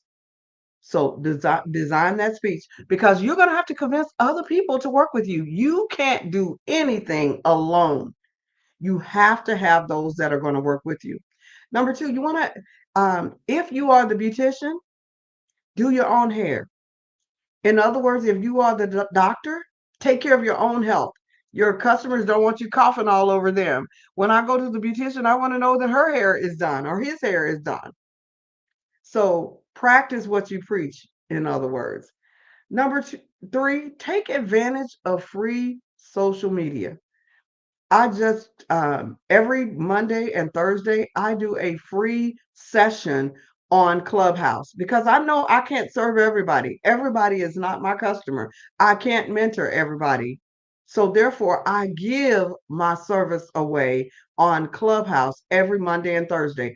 I have 25 books on fundable grant fund development topics and 25 accompanying books on grant writing. So I share one of those books each week, and then I turn around and repeat it for the rest of the year. So right now we are on book 17, and next week we'll be on book 18. Every week we cover one of our books, and then we'll start over at book number 1 in about July, I believe it is.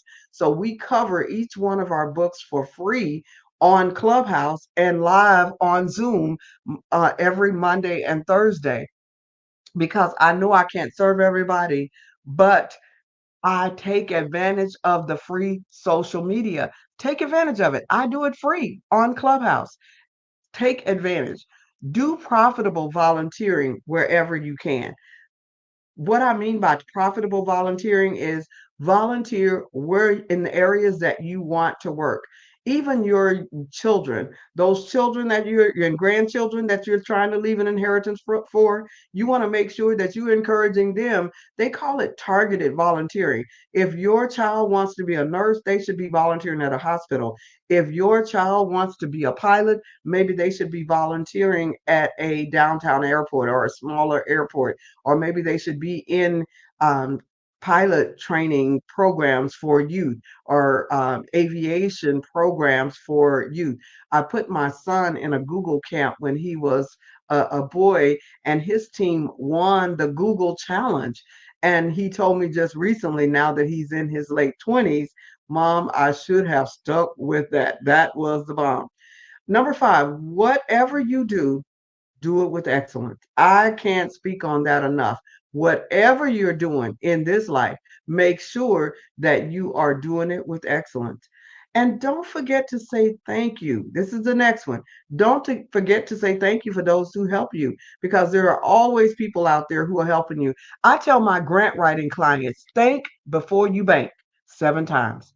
Thank before you bank 7 times, to make sure that you let people know that you do appreciate whatever they've done for you. And you'd be surprised. I have had grant writing clients who sent out press releases or thanked before they banked, and they ended up getting additional grants because other people saw how they had posted online or in the media somewhere. We received a grant from this person for this, and we are extremely grateful. It's going to allow us to do our program.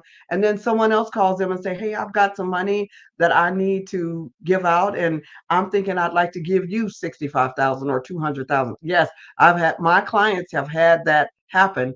For those of you that want to come to Clubhouse, one of my clients who had that happen comes to Clubhouse all the time, so that you can kind of hear and see what I'm talking about.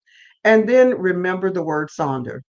If you don't remember any of these other strategies that I've given you, I want you to remember that word. What does the word Sonder mean? The word Sonder means that everybody that you pass by, everybody that you have passed by, have a story just like you. Sometimes we feel like because I'm Black, I can't get this. There's this statistic about us. There's educational statistics. There's personal growth statistics. There's all kinds of statistics about us. Some negative, some positive. Mostly negative. But you don't have to take every statistic and apply that to your life. I tell people, dig deep down into your DNA and pull out some of those DNAs of those kings, queens, administrators, those people who built pyramids that they still can't figure out. Pull out some of that DNA. Stop pulling out the DNA of Nook Nook and Ray Ray that got into trouble, went to jail, did this and that and the other. Pull out some of that positive DNA so that you can become that asset millionaire that you are, and not only become the asset millionaire, but deploy those assets so that they can become cash flow. Remember the word Sonder. Every stranger you meet has a story. I've talked to billionaires, billionaire kids, I've talked to millionaires, and I find out that many of them feel like they've had just as much trauma as you have. They feel like they've been through just as much as you. I talked to a billionaire's wife a few years back, and she said, my kids don't talk to me. And I'm thinking, I may not have as much money as you, but I don't know how I would feel if my kids didn't talk to me, because I love my children. I wouldn't know how I would feel. That would be just life most miserable. So I finding myself praying for this woman. Yes, she's one of the richest women in America, still is. But I found myself there standing with her, praying with her that her kid, because I'm feeling sorry for her, that her children, that they would be reunited. And thank God I saw in the news a couple of years ago that they were reunited. And I was so thankful for that, because I can't even imagine life like that, to where that my children and I were not in communication. So just remember the word Sonder. Everybody has a story as unique and different as your story. So stop feeling sorry for yourself. Dust yourself off. Use some of these tips that I've given you in discovering, designing, defining, and deploying your gift and talent. And if you're interested in getting the book, because there's so much more in the book than I can cover here, it's a workbook. So you will work your way through this so that you can discover, design, define, and then deploy your gifts and talent. But I want to go through one of the exercises with you. It's an activity that I have developed in here. And what you do in this activity is I'd say close your eyes. And what I want you to do is reflect on what brings you joy, fulfillment, a sense of purpose. Consider how you would use your talents and passion if financial constraints were no longer a consideration. So this is how we're going to do that. We're going to imagine that after 1 year of being a multimillionaire or billionaire, wherever you need to fall, wherever you fall, after 1 year, you have traveled all you wanted to do, you have helped your family, you have helped your children, you've helped your friends, you've started businesses, you've traveled the world, you've done everything you wanted to do. And you wake up one morning and say, what am I going to do with my day? Because you've done all of these things. It comes back to purpose. If you can think about that and think about what you would be doing with your life after 1 year of being a billionaire, that will probably get you closer to purpose, because no longer are you defining your goals based on poverty. No longer are you defining your goals based on my Uncle Nook Nook and Ray Ray were drunk, so I'm going to be a drunk. I've never been exposed to anybody else, nobody in my family. No longer are you defining yourself by that. So if you can put yourself in the place or in the mindset of a multi-millionaire, billionaire type, and I know that money is relative. I'm thinking one way, and I have an assistant who is going to school here from another country, and she was talking to me about how their goats are so valuable where she lives, and she was talking to me about how someone stole 6 of our goats and this and that, and it made me think I will not again talk to people about an amount of money, because I remember when I was young and married and we were short $5, it was the same feeling as I had when I was short on a payroll and it was $50,000. Or it's the same feeling as if you need $500,000. Her 6 goats was just as important to her as that $5 shortage or that $50,000 shortage or that $500,000 shortage or that $1 million shortage. So it doesn't matter whether it's 6 goats that someone stole or you're $5 short or you're $50,000 short. It's the same feeling. So make sure that, so I can't tell you what you're looking for, whether it's hundreds of thousands, millions, or billions. But wherever you can imagine yourself, if you can just imagine yourself as having the wealth and having done everything that you wanted to do, whatever wealth is to you, if it's 6 goats or 600,000 or 6 million or 6 billion, whatever wealth you can think of, you've already experienced that for a year. Now you want to think about, what are you going to do with your life? That's going to help you discover your purpose, because it's going to help you determine those things that are important to you. Now I'm going to go back through these 4 areas again that you need to look at when you are discovering, designing, defining, and getting ready to deploy your life purpose and aspirations. So number 1, step 1, you want to discover those goals. And I gave you 7 steps for discovering those goals. And those 7 steps again are: use personality tools, look through your phone, Look for opportunities that you value. Look for opportunities that you enjoy. Listen to those around you about your good and bad qualities. Remember those things that you were passionate about in your childhood. And number 7, where do you spend most of your income?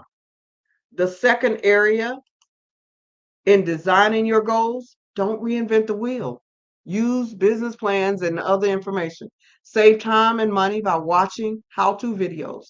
Look for the top 100 in whatever goals you have in mind. Look for those that have succeeded. Number 4, design that wireframe or your logic model or your step-by-step or your implementation plan. Develop your 5 W's, the who, what, when, where, why. Discover the abundance gap. Make sure that you are filling the gap and becoming the answer for other people's problems. Number 7, prepare for change. The third area is defining your goals. The 7 areas in defining your goals is making sure that you know your mission and vision statement. Joining online and offline groups and associations with similar goals. Learning your alphabet, which is the vocabulary of what you're doing. Learning your numbers, which is the cost associated with the vocabulary. Using best practices with tools and tips for your goals. Using strengths and weaknesses to help you build partnerships, because yes, we all have strengths and weaknesses. And then weighing the advice from people who haven't been where you're going, because sometimes they can give you tips that will help you to be successful. Deploying your gifts, as I just spoke about, developing the 10-second elevator speech about your 5 W's and at what price you will charge for that. If you are the beautician, do your own hair, practice what you preach is what that's saying. Take advantage of social media, especially the free social media. Take advantage of AI. Do profitable volunteering. Whatever you do it with excellence. Don't forget to say thanks to those that help you. This is in deploying those goals. And lastly, as I covered, remember the word sounder. So I'm hopeful that discovering the 4 Ds, which include discovering, designing, defining, and deploying your gifts and talents, will help you, whether you're going back to school, whether you're starting a nonprofit organization or a for-profit organization or grant writing, whatever it is that you're doing. If you can keep these 4 Ds for discovering your life purpose in mind, I think it can support you in being successful. And don't forget to exercise, close your eyes, and begin to think about those things that you would do or you would have done for the whole year after you received all of these, your 6 goats, your millions of dollars, or your billions of dollars, whatever it is to make you feel abundantly wealthy. After you receive these things, you've got everything that you need and you've got enough to spare. And you've been successful for this 1 year and you wake up still needing that purpose and you have no financial constraints. What is it that you would do? And if you can begin to write those things down that you would be doing, I can almost guarantee you that you are closer to your purpose. That's going to get you closer to your purpose. So hopefully our leaders are going to come back, and that's going to be it for me today. How you doing? Okay. Oh man, I'm just sitting here listening to you, Dr. Wright. This is wonderful. Great advice for people. I like that mind shift change. You know, put yourself into the mindset, the winning mindset, but do those things. Don't just talk about it. Let's walk the walk and do what you can within the resources you have, and you start attracting that kind of reality to yourself. I love that. Thank you so much.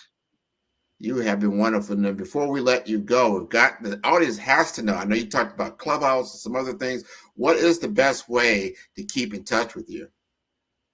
Okay. They can find me 24/7 at CertifiedDreamBuilder.com. And on Certified Dream Builder, we do have lots of free resources, business, personal, academic, and professional resources on there. We also have what we call Pay What You Can live video events every Monday and Thursday. If you got zero, you got the 6 goats and no money, you can come. If you've got $100 to donate, you can. If you got $1 million to donate, you can come. So it's Pay What You Can.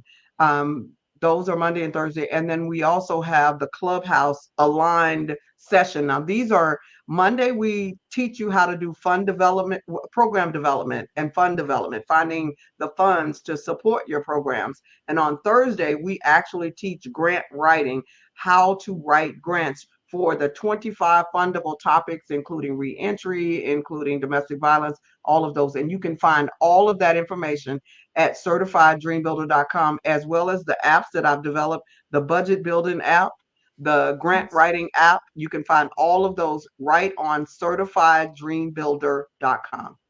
That is wonderful. Thank you again so much for being on the Black Business Network.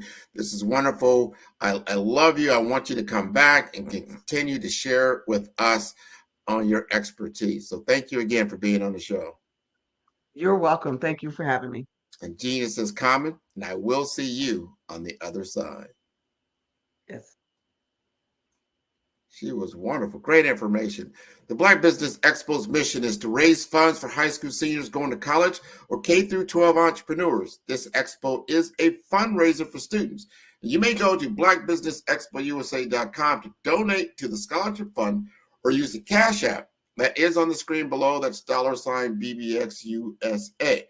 Our goal is to give laptops and up to $5,000 to 10 students. You can register online at blackbusinessexpousa.com. Every dollar counts. So we want to remind you to donate to the scholarship fund. We would like to thank our Black Business Expo USA sponsors for April 2024. They include NC100, Moody Capital Partners, Suede Soul, 5-Star BDM, Lotus Rocher Coaching and Training, Carolina, Virginia Minority Supplier Development Council, Step Management, Hello LLC, BHS and Associates, Margie McLean Foundation Incorporated, Genius is Common, Earth Essentials, Milani Shani Global, Executive Women's Success Institute, The Quality Coaching Company, Superwoman Business Services, Creative Force Studios, Lee Entertainment, Artistic App Design, Black Business Expo USA, Genius is Common, and I will see you on the other side. Did you know that approximately 333.34 million businesses exist today, according to a report from 2021? And you may be one of those businesses, or maybe you're not in the business market yet, but you're aspiring to be a business owner.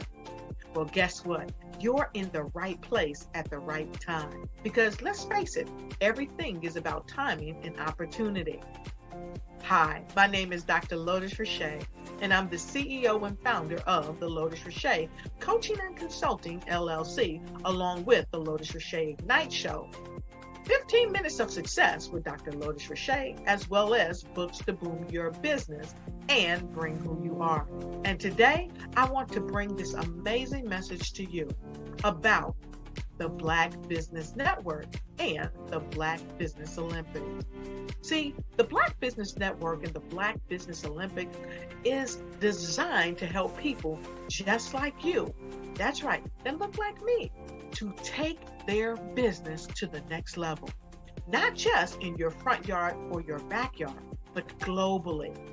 The Black Business Network and Black Business Olympics is designed not to just help you survive, but to help you thrive.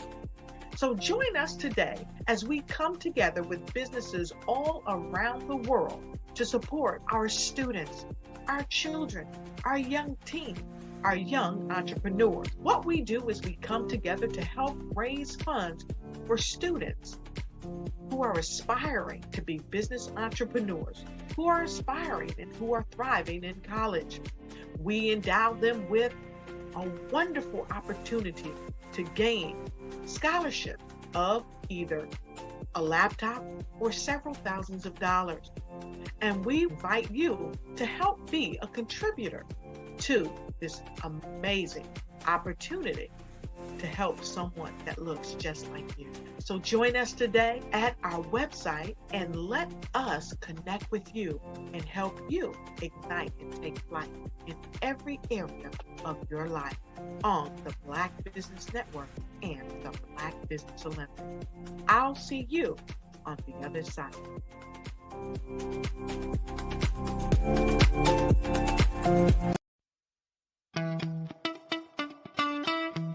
How many times have you been asked to help someone you didn't even know, a student, a business entrepreneur, or did you ever even ask, where did they end up? That business, that friend, that entrepreneur. Well, just maybe they ended up in a gang, bankrupt, homeless, or worse, dead. Maybe they turned to crime, drugs, and alcohol. Did you ever wonder? Did you destroy their dream, or was your life always so easy? At the Black Business Olympics, we started a movement to help students complete. Give them hope and foster success.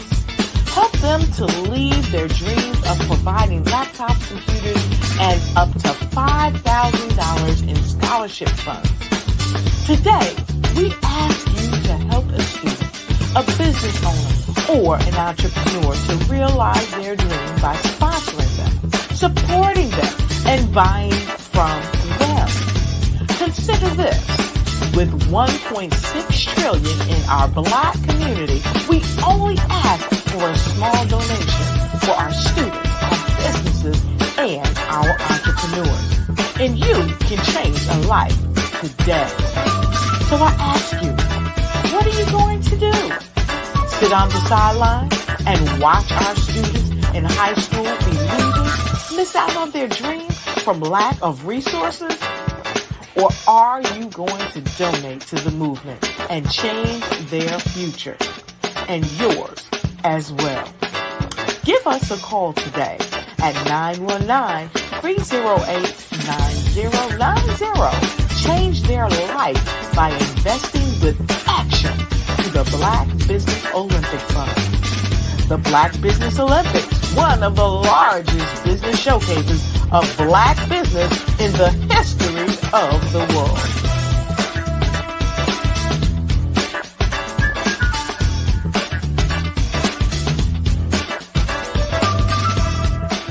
Hello, I am Dr. Eric Kelly III, the visionary strategist and founder of the Black Business Olympics.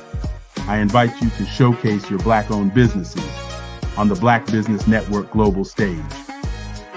The Black Business Olympics is a global Black Business Network platform that propels Black-owned businesses into the international spotlight. By showcasing your business on the Black Business Olympics platform, you can reach a worldwide audience of potential customers, partners, and investors. You can also establish yourself as a thought leader, an expert in your field, attract lucrative partnerships, and more speaking engagements.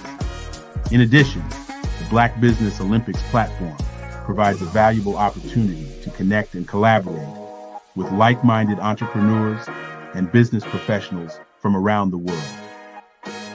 This can lead to new business opportunities, ideas, and relationships. Finally, by sharing your story and expertise on the Black Business Olympics platform, you can inspire and empower others. This is a powerful way to make a positive impact on the world and leave a lasting legacy. If you are a Black-owned business owner, I encourage you to seize the opportunity to showcase your business on the Black Business Olympics platform. It is a once-in-a-lifetime opportunity to make an indelible mark on the world. Be one of the 1,000 visionary entrepreneurs who are changing students' lives, shaping industries, and leaving an unforgettable legacy for their families. Unleash your voice on our global stage and watch your business thrive. Black Business Olympics is one of the largest Black business showcases in the history of Black business in the world. Yes, the entire world. Just give me a call today at 919-308-9090.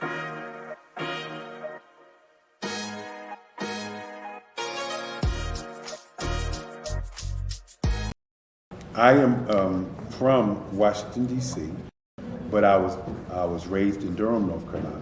I came to Durham when I was about 5 or 6, and then I traveled back and forth to D.C. because it's where my people are from. One of the unique things about my family is my mother, she's also an artist. She does quilting, and she does a lot of artistic things. And then my son, he draws with both hands, his right hand and his left hand like I do. So that's kind of a family trait.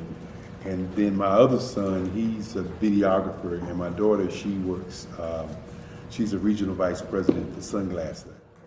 When you start out drawing and sketching, you want to continue to explore, each avenue. I do pastels, I do pen and ink, I do painting, I do acrylics. I haven't done oils yet, but I try to do all facets of art. What I say to a lot of times to people is, you can't put yourself in a box when you're an artist. You have to explore. And over the course of my life, I've tried to explore different mediums. I also do sculpture as well. I choose my subjects by the intensity that they have in their faces, or the intensity that somebody is moving, because I do more than portrait drawings. I also do I do abstract, and then I do figurative drawing also. Well, what happened in this particular show is that I started out trying to come up with something that would be a little bit different than what everybody else is doing.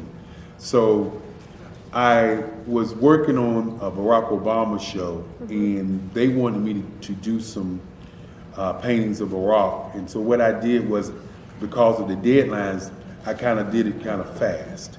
And then I realized when I was doing it fast, I enjoyed it. And so then I started doing other pieces the same way, and I started to enjoy those pieces also. And so I came up with this particular style, and it's a style of lines and colors. And what's interesting is that when I was in college, I did a show called Lines, Colors, and I talked about the boldness of the blacks, the hotness of the whites, and this is how this has come about, later on in my life. And the colors comes from a lot of the entertainers that I work with, where they wear different colors. They don't wear, your plain reds or your whites. They wear different colors, and so that's also another piece of what's giving me the colors.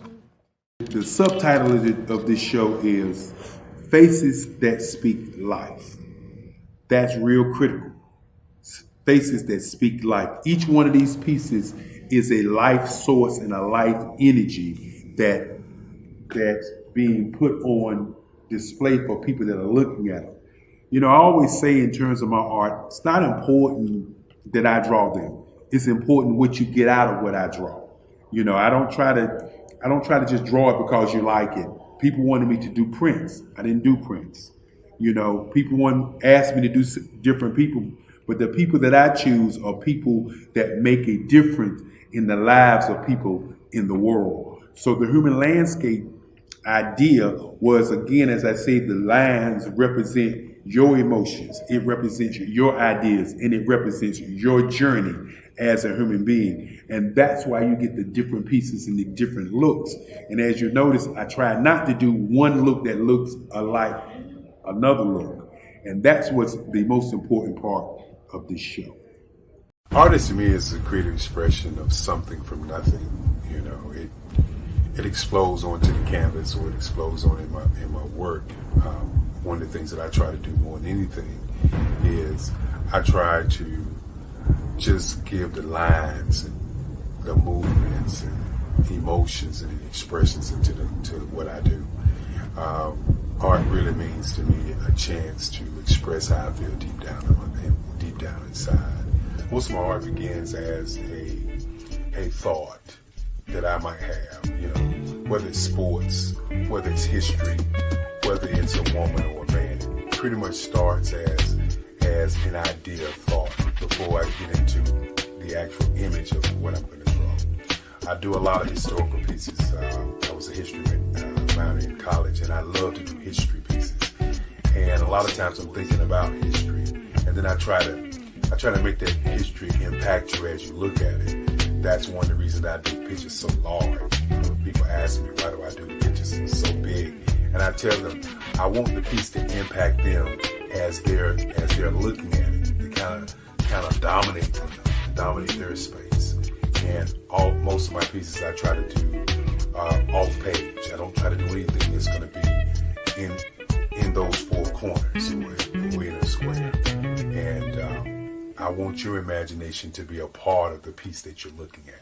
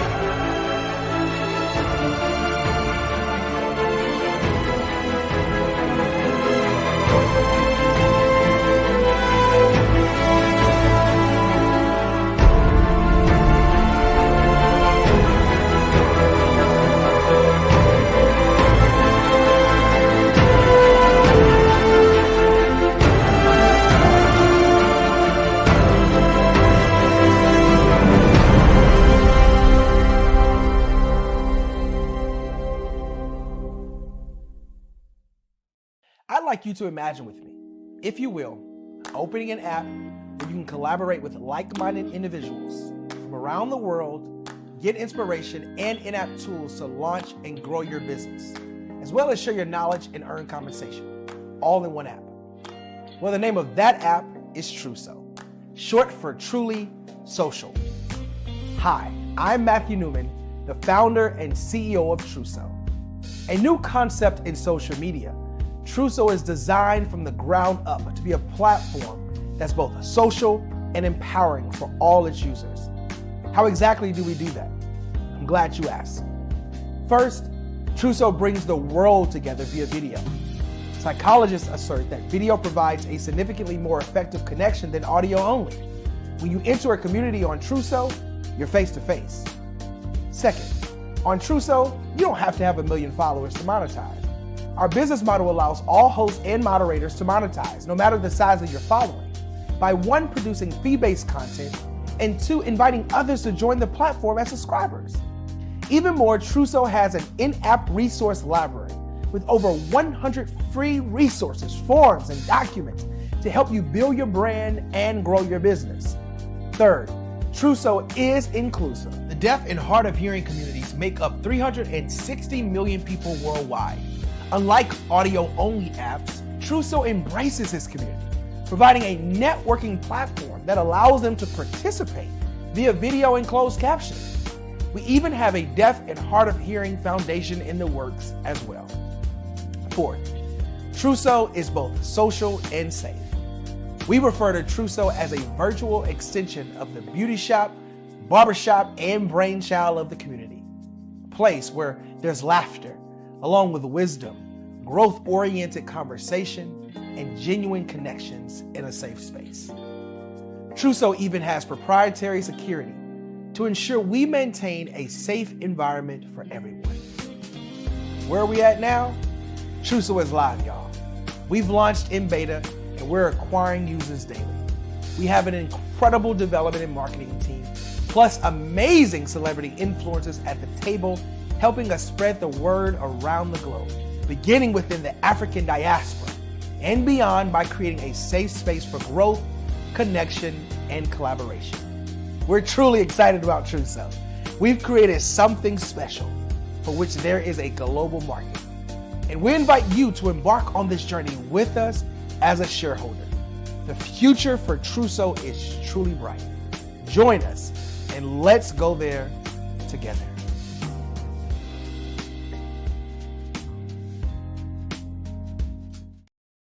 Are you a forward-thinking entrepreneur or business owner? The world is changing faster than ever, and it's time to pivot and adapt to the future. Hello LLC is here to help you do just that. Hello stands for helping enterprises leverage leading-edge optimizations. Our innovative solutions can streamline operations, reduce overhead costs, and give you a competitive edge in a market projected to reach $5 trillion by 2030. By pivoting to the metaverse, businesses can tap into a rapidly growing market that is projected to be a significant part of daily life for 25% of Americans by 2026. As a full digital metaverse agency, the Hello LLC can help you create custom solutions to streamline operations, increase productivity, reduce costs, and drive brand recognition. Why should you pivot to the metaverse with the Hello LLC? By leveraging cutting-edge technology, you can provide immersive experiences for your customers, expand your global reach, and unlock new revenue streams. Contact us today to make the pivot. Hey everyone, it's Grant McGaw, CEO of 5-Star BDM and host of the award-winning Follow the Brand podcast and TV series, where I help you to build a 5-star brand that people will follow. My genius is personal brand development through intelligent communication and helping you achieve your business and career goals. I am a requested speaker on digital technology and brand development issues. I want to work with you to increase the value of your current opportunities while attracting new ones. Every one of you is unique, and we all share challenges that can be addressed through smart branding. As a super connector, I work with you as an executive coach to guide you along the complicated business and career development road, providing the enhancement tools and information you need to succeed. Together, I will help you succeed in today's challenging business climate. I will evaluate and measure your progress. Best of all, I am right alongside you every step of the way. Build the brand called you. Genius is coming. Follow the Brand TV broadcast host, Grant McGaw, as he visits with top executives and entrepreneurs to find out their secrets of success with their personal brand. Follow the Brand TV broadcast host as he focuses on brand development to build better relationships, bring value to your business, relationships, and career. You will enjoy listening to each episode that is tailored to speak to you directly. If you're looking for this type of clarity in terms of building your brand, you have tuned into the right station. Each episode will help you to shape a conversation in the 5-Star BDM network of 20,000 professionals and become a springboard for your corporate engagement and business opportunities. Each guest will frame their story in the areas of personal branding, business development, career development, financial empowerment, and technology innovation.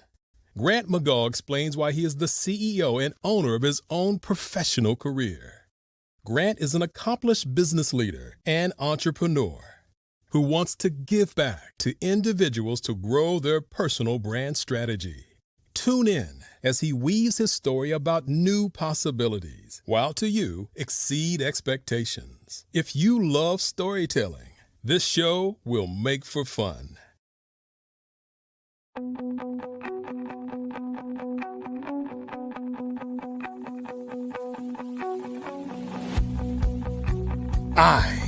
am Black Business. From the moment I wake until the time I sleep. Yes, I am Black Business. I am Black Business. Tell me, are you Black Business? I am Black Business. Do you support Black businesses? Listen, I support Black business because I am Black Business.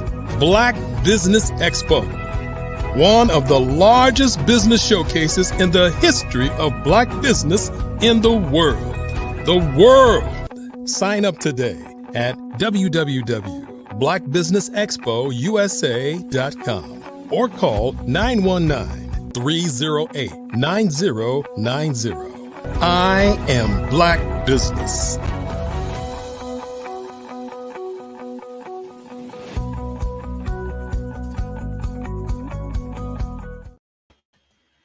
Good day, business owners, entrepreneurs, thought leaders, and corporations. Welcome to the Black Business Network. My name is Grant McGaw, CEO of 5-Star BDM and host of the award-winning Follow the Brand podcast and TV series.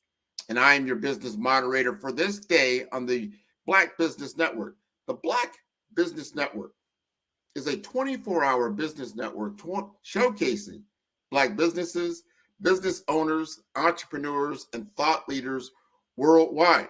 We have speakers from North Carolina, London, Singapore, Africa, Japan, and cities all over the United States. The Black Business Network is a global community that is sharing its business knowledge to empower, inspire, and educate businesses about business. Now, I will be your speaker for this particular hour, and I want to talk to you about brand strategy and why that's so important. A lot of people, when I engage with them, and I ask them, so what is your strategy? How are you going to achieve your particular goal? And what are you doing around that? What is that going to look like from a day-to-day business application? What are you going to do when you wake up in the morning type of thing? And a lot of times what I find out is that you don't have a business plan, or there's a difference between a business plan and a business strategy. So two different things. A business plan, for the most part, is something that you gather, you pull together, and you're going to present that to a financing entity to tell them how you're going to achieve your goals and why they want to invest in you. And that's your overall business plan. Or it's also something that you would share with potential employees or anyone interested in your business. You would have an overall business plan that would come together and kind of tell the story about your business and why it's important. The strategy is how you get there. So important, because getting into the playbook of the day-to-day grind of running your business is so important.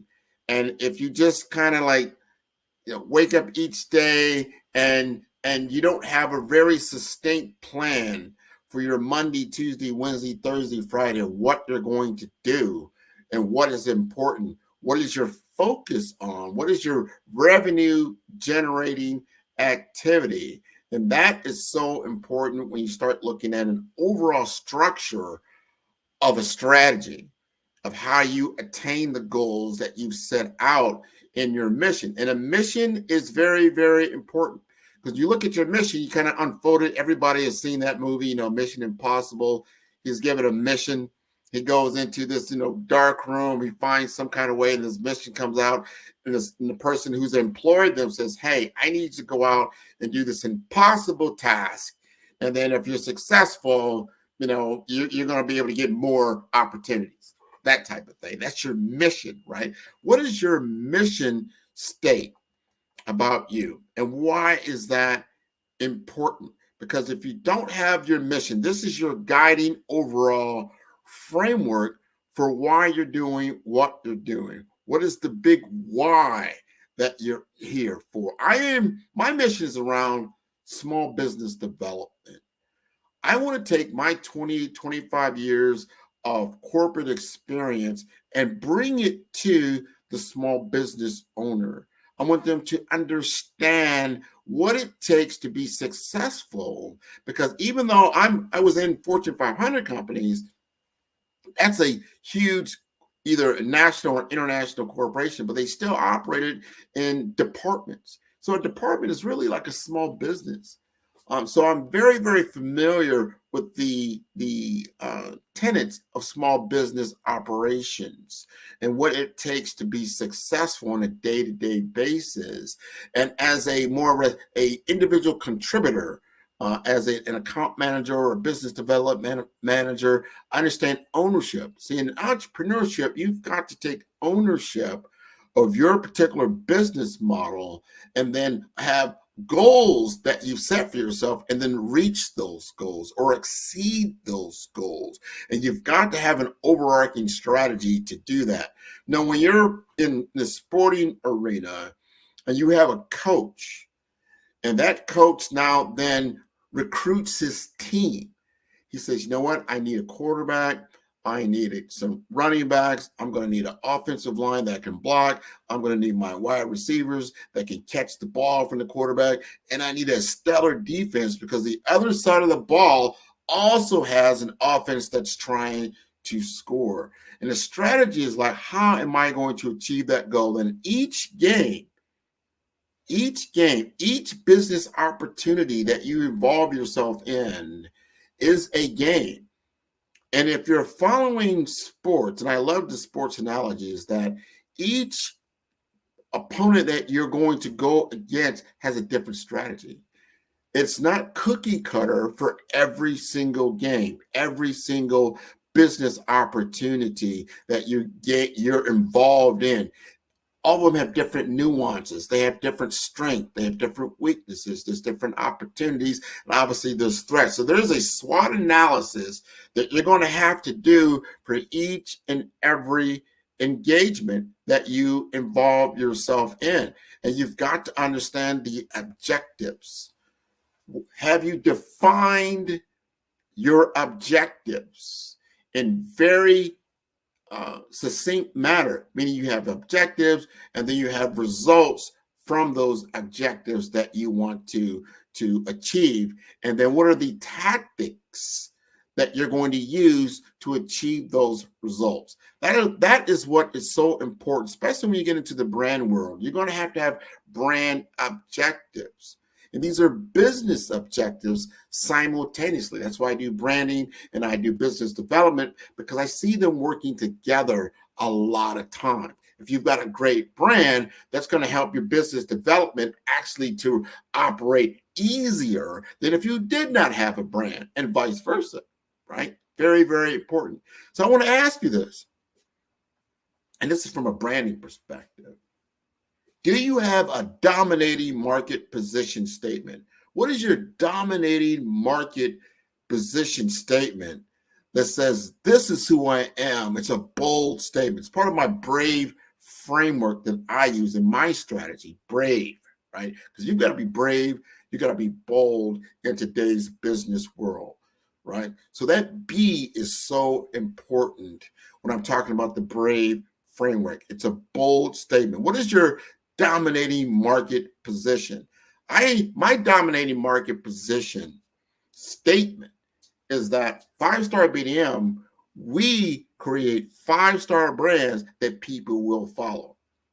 That is my dominating market position. That is what I'm leading with. That's my chart. That's my flag. That's what I'm going out. That's like, and when you see my logo, that's what you say, you know what? That's 5-star BDM. He actually build 5-star brands that people will follow. Those are personal brands. Those are business brands. These are brands that we're creating that has a voice and has a pulse.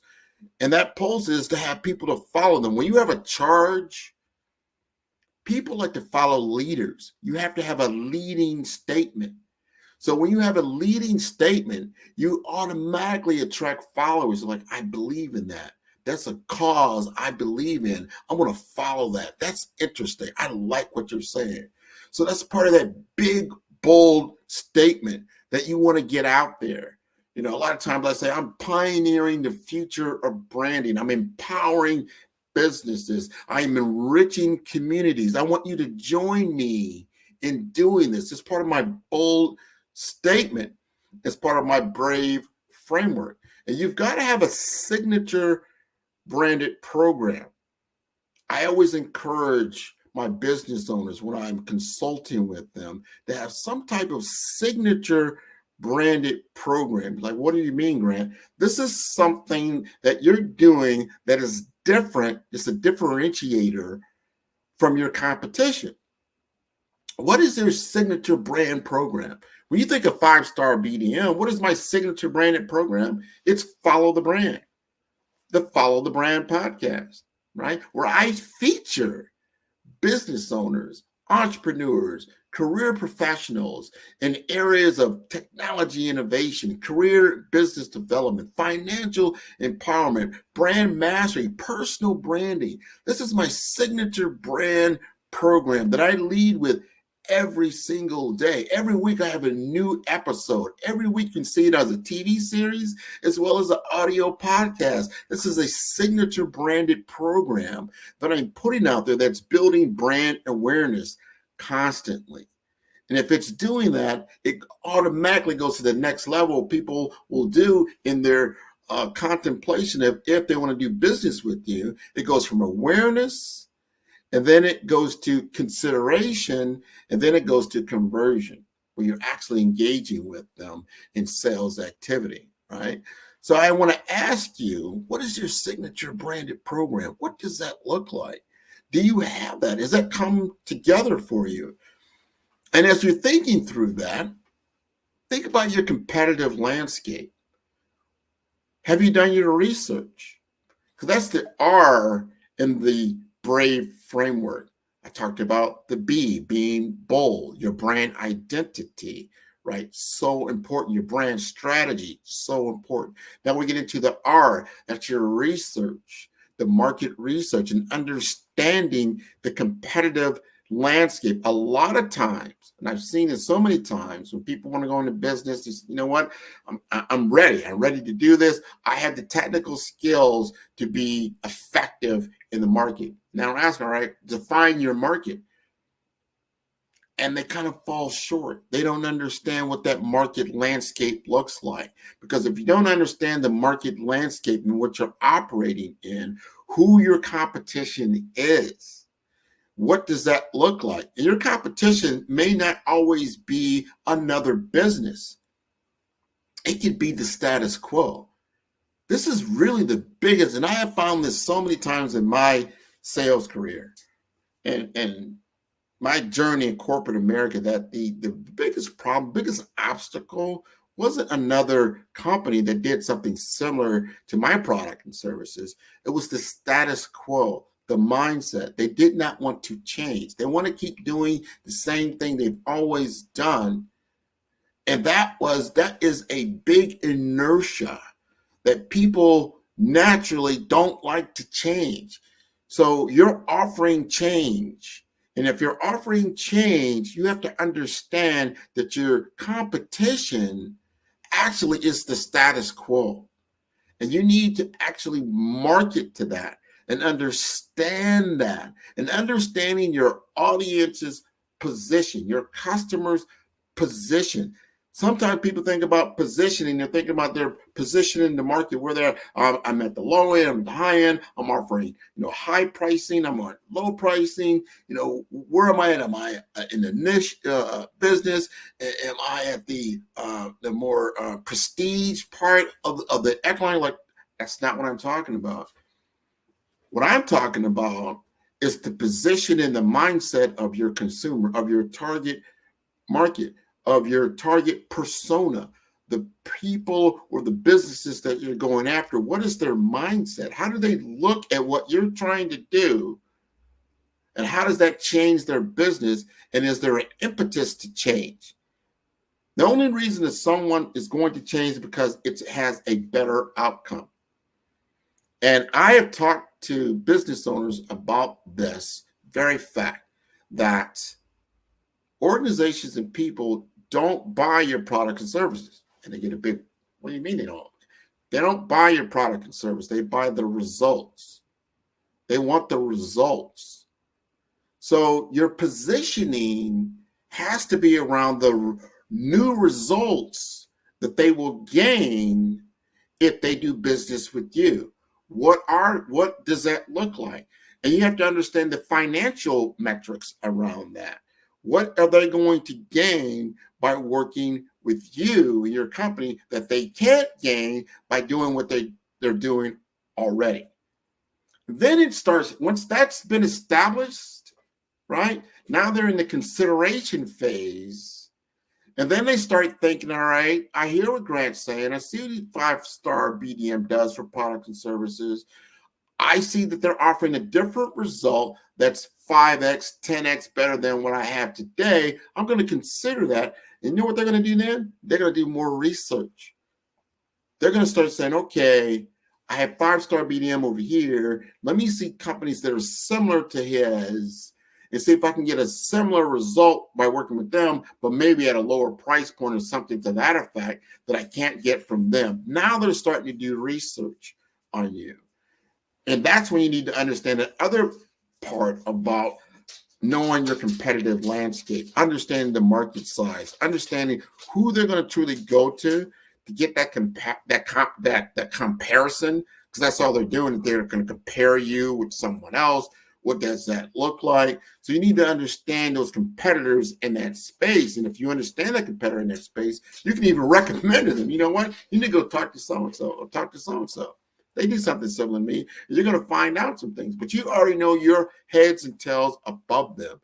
You already positioned yourself through your messaging that everything they're going to potentially get from them, you're going to be able to offer them something better. And you have an irresistible offering for them that the competition cannot deliver as well. And that's part of the foundations of driving brand and business development. And I want you to understand this at a very high level and understand the language of business. What are you talking about, the language of business? The language of business is money, understanding profit, understanding revenue, understanding return on investment capital, and values of time. This is what they want to understand. They want to understand revenue potential. And what does that look like? You need to have a differentiated strategy that talks to this and talks in the language of business. So if you're only talking in products and you're only talking in services, you have not spoken in the language of business. You're only spoken in the language of the technical aspects of what you're trying to get across. And I've seen this over and over again in a lot of the companies that I work with, that they had this particular issue, that their messaging, their marketing was always in technical language, but they're not talking in the language of business. The language of business is financial. So when you understand financial language, that you can then explain them and understand that it can enable this financial gain through a technological edge or an enablement tool, you start to get their attention at the highest levels, right? Because that is what the C-suite is really about. They're kind of the banker of that organization. They're only going to invest capital if it says they're going to get more capital in return. So if I give you $1 today, I'm going to get $10 next week. That's a great deal. And if you can articulate that kind of development with your business, it becomes a no-brainer why they're going to do business with you instead of someone else. Because if they're only articulating it at a technical level and they haven't articulated at a business level, they're going to be behind the 8 ball. You're going to win the deal, right? Because you understand the strategy. Now you've got a service strategy that goes in. You've got considerations that's so important. Then you start talking about success factors. What are your success factors? What is the strong network that you have, the unique value proposition? You're delivering measurable results. Because they're going to know, like, okay, Grant, I'm now considering you for this. Prove to me that you can deliver. Show me that you can do this? Can you show me another company that you work with like mine and deliver results? These are where your testimonials are so important. Your referral network is so important. Someone that vouches for you, someone that will advocate for you because you've delivered the results. This is one of the big things that people get in the sales game. Not because they just don't like salespeople, it's that they look at them and they're not trustworthy. They're not speaking the truth. And the reason why they get that kind of connotation because they don't tell people about the results. They start talking about the product and the service. And remember, people don't buy those things. They buy the results. So if you can talk about the results, you're going to be much further along. People are going to trust you more because, hey, you have a proven method, right? It's proven. I see it. 1 + 1 = 2 in his world. It's not a wiggle room. It's not a maybe here. It's going to be a strong result. And if we invest in you, $1 today gets me $10 next week, guess what? I'm definitely going to roll the dice and we're going to work with you because it's always a risk factor in anything that you do. And if you can articulate the risk before they do articulate the risk, because I guarantee you, depending on what it is that you are presenting to them as an opportunity of investment, they're going to look at the risk mitigation. Any chief financial officer is going to look at the risk. What is the risk? I can lose that $1 that I invested with you. Okay, what does that cost us? We lose that $1, lose that time, lose all those different things. But if we win, we gain 5x, 10x in amount enough time. So they weigh those things out.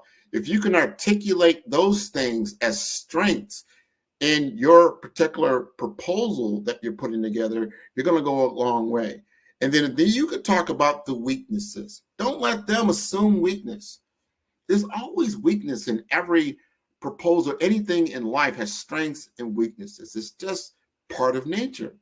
What are those weaknesses? What are the conditions that could actually upset the result that you're trying to gain from doing business with you? And if you can articulate those things, it's going to go a lot better. I know in the world I was in, technology, there's always risk. And I would have conversations around that. It's like, well, Grant, what is the risk? I want to get the results. The risk is, a lot of times, is adoption.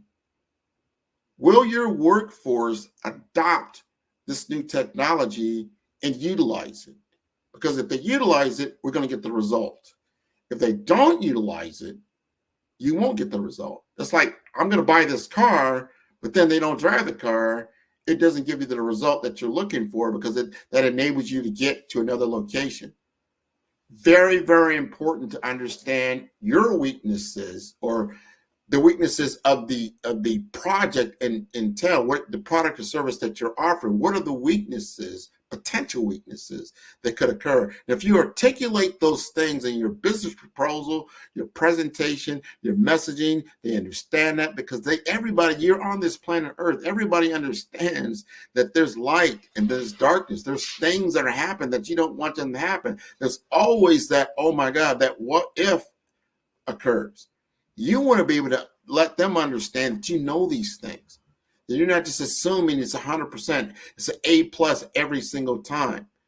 No, talk about those weaknesses so that all of a sudden you get buy-in and you're not just doing something that the customer's over here and you're over here. You're now in the middle. You're together. You articulate that we're doing this together. The results that we're going to gain comes from our collaboration of working together, merging our team. So we share in the results, good or bad.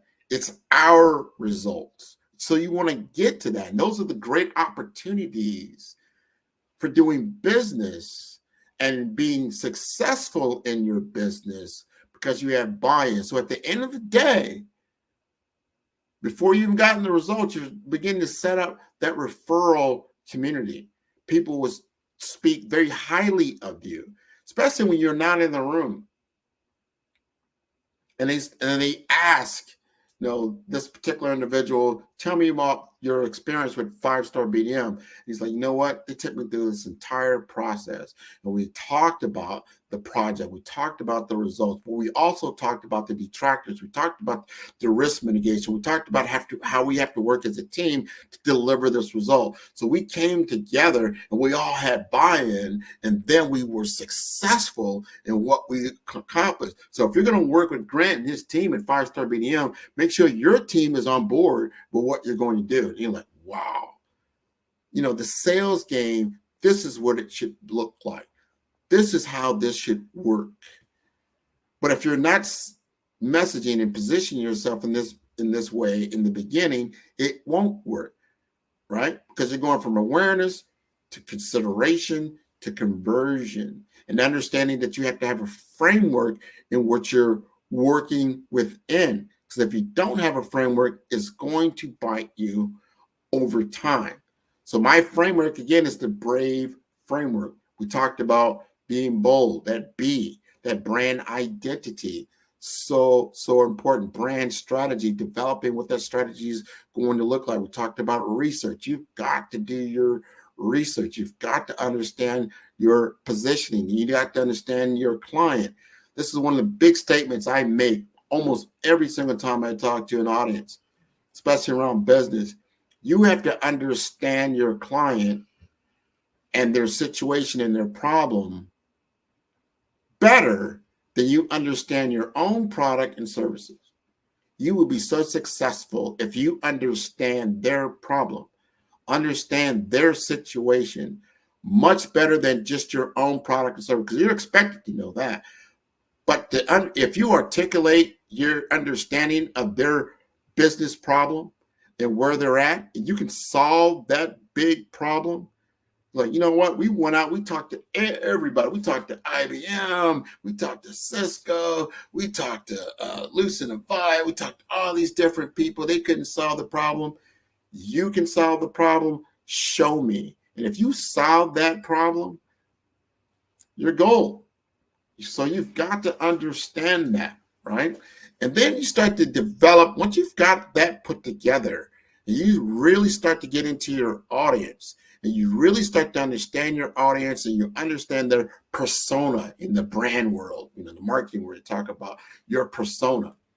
What is that? That is your ideal client, what they look like, who they are, what their needs are, how they do business, what are their interests, what are their psychographics, their demographics. They get into all these kinds of different things. You need to understand this and live this reality with them, because if you start to see that there is a big problem here that does need to be solved, and my product or service is not on point, it's not quite there, that allows you to go back and do some reiterations, to change some things. That's why there's always new versions of software that come out. You don't stay on the same version.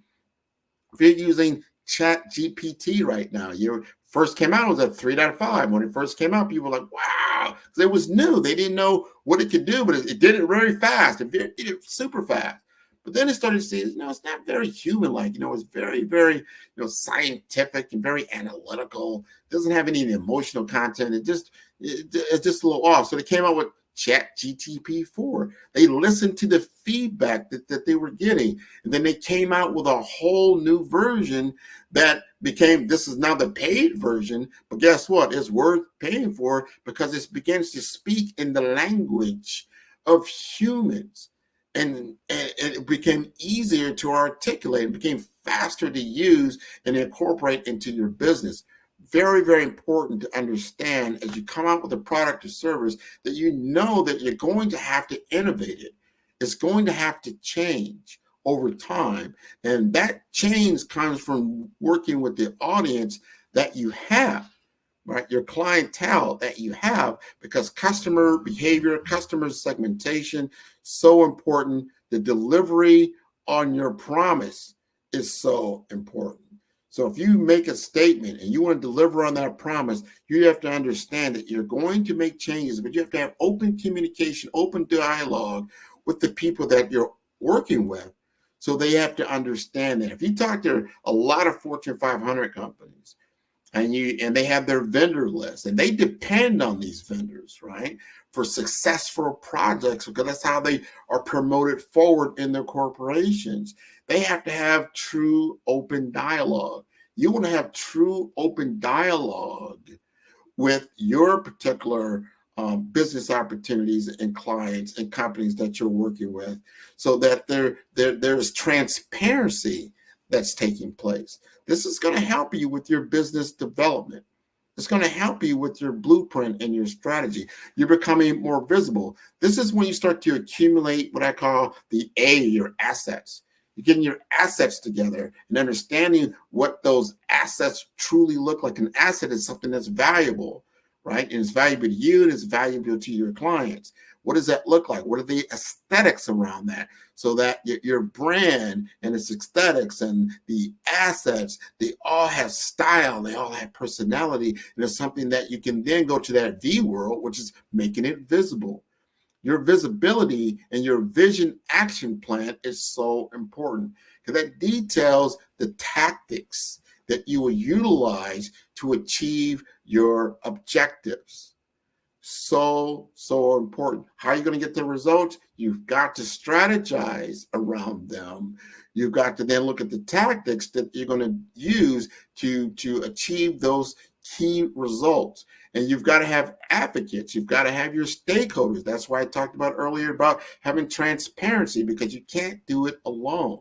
There's got to be buy-in from both sides of the ball in order to achieve your objectives and to be have victories and a winning attitude. And along those ways, those milestones, you're building momentum.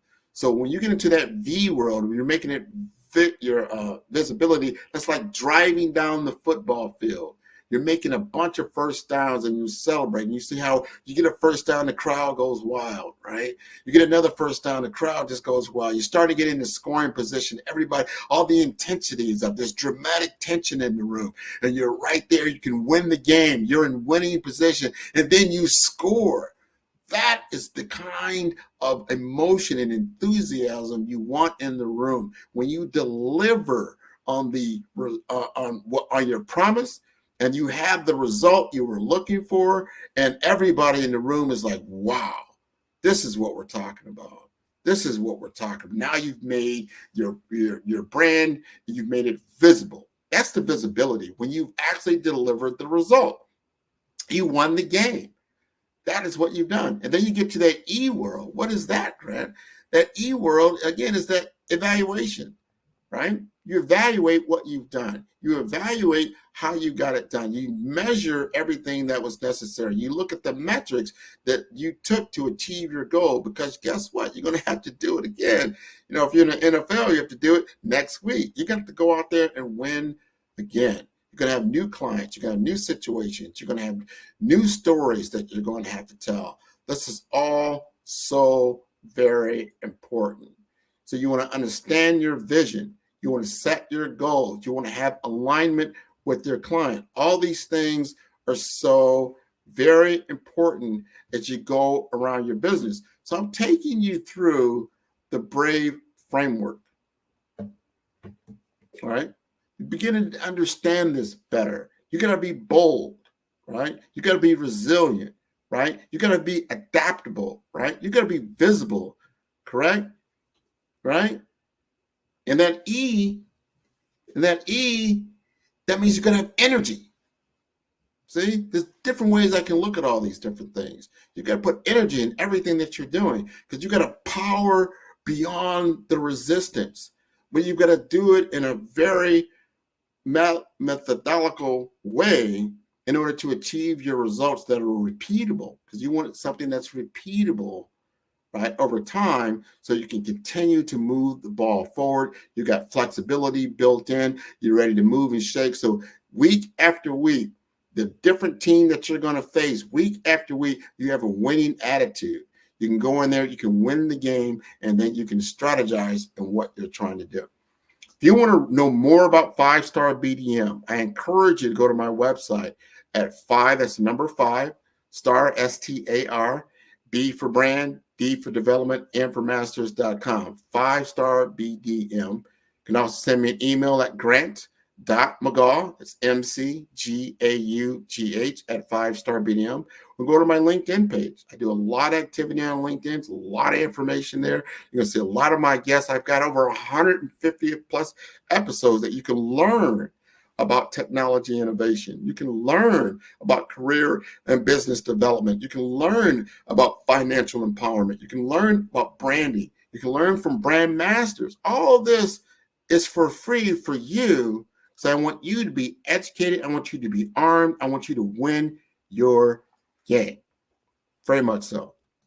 So I want to talk about now the Black Business Network because it's so important. I'm glad they're having me on today and to be the moderator this morning and where I'm located in Miami, Florida. And I want to tell you about the Black Business Expo's mission, which is to raise funds for high school seniors going to college or K through 12 entrepreneurs. This expo is a fundraiser for students. You may go to www.blackbusinessexpousa.com to donate to the scholarship fund. And you can use the Cash app that is on the screen below. That's $BBX USA. And our goal is to give laptops and up to $5,000 to 10 students. And students, you can go and register online at blackbusinessexpousa.com. Every dollar counts. So we want to remind you to donate to the scholarship fund. And we would like to thank our Black Business Expo USA sponsors for April 2024. They include NC100, Moody Capital Partners, Suede Soul, 5-star BDM, Lotus Rocher Coaching and Training, Carolina, Virginia Minority Supplier Development Council, Step Management, Hello LLC, BHS and Associates, Margie McLean Foundation Incorporated, Geniuses Common, Earth Essentials, Milani Shani Global, Executive Women's Success Institute, the Quality Coaching Company, Superwoman Business Services, Creative Force Studios, Lee Entertainment, Artistic App Design, Black Business Expo USA. Genius is coming, and I'll see you on the other side. Did you know that approximately 333.34 million businesses exist today, according to a report from 2021? And you may be one of those businesses, or maybe you're not in the business market yet, but you're aspiring to be a business owner. Well, guess what? You're in the right place at the right time. Because let's face it, everything is about timing and opportunity. Hi, my name is Dr. Lotus Rocher, and I'm the CEO and founder of the Lotus Rocher Coaching and Consulting LLC, along with the Lotus Rocher Ignite Show, 15 Minutes of Success with Dr. Lotus Rocher, as well as books to boom your business and bring who you are. And today, I want to bring this amazing message to you about the Black Business Network and the Black Business Olympics. See, the Black Business Network and the Black Business Olympics is designed to help people just like you, that's right, that look like me, to take their business to the next level. Not just in your front yard or your backyard, but globally. The Black Business Network and Black Business Olympics is designed not to just help you survive, but to help you thrive. So join us today as we come together with businesses all around the world to support our students, our children, our young teens, our young entrepreneurs. What we do is we come together to help raise funds for students who are aspiring to be business entrepreneurs, who are aspiring and who are thriving in college. We endow them with a wonderful opportunity to gain scholarship of either a laptop or several thousands of dollars. And we invite you to help be a contributor to this amazing opportunity. to help someone that looks just like you. So join us today at our website and let us connect with you and help you ignite and take flight in every area of your life on the Black Business Network and the Black Business Olympics. I'll see you on the other side.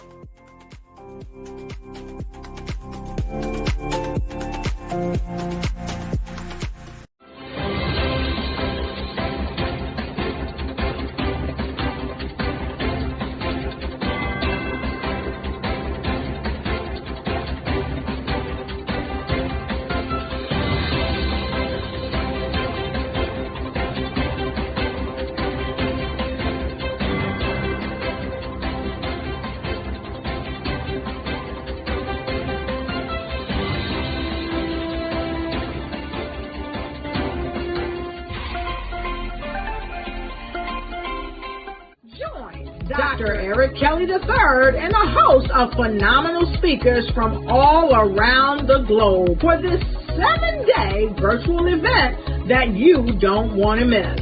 The mission of the Black Business Expo is to raise scholarship money from kids all the way from high school, all the way from college. The Black Business Olympics is one of the largest Black business showcases in the world. It is an opportunity for businesses and companies to showcase their businesses globally. We are going to be giving away laptops up to $5,000 away to students.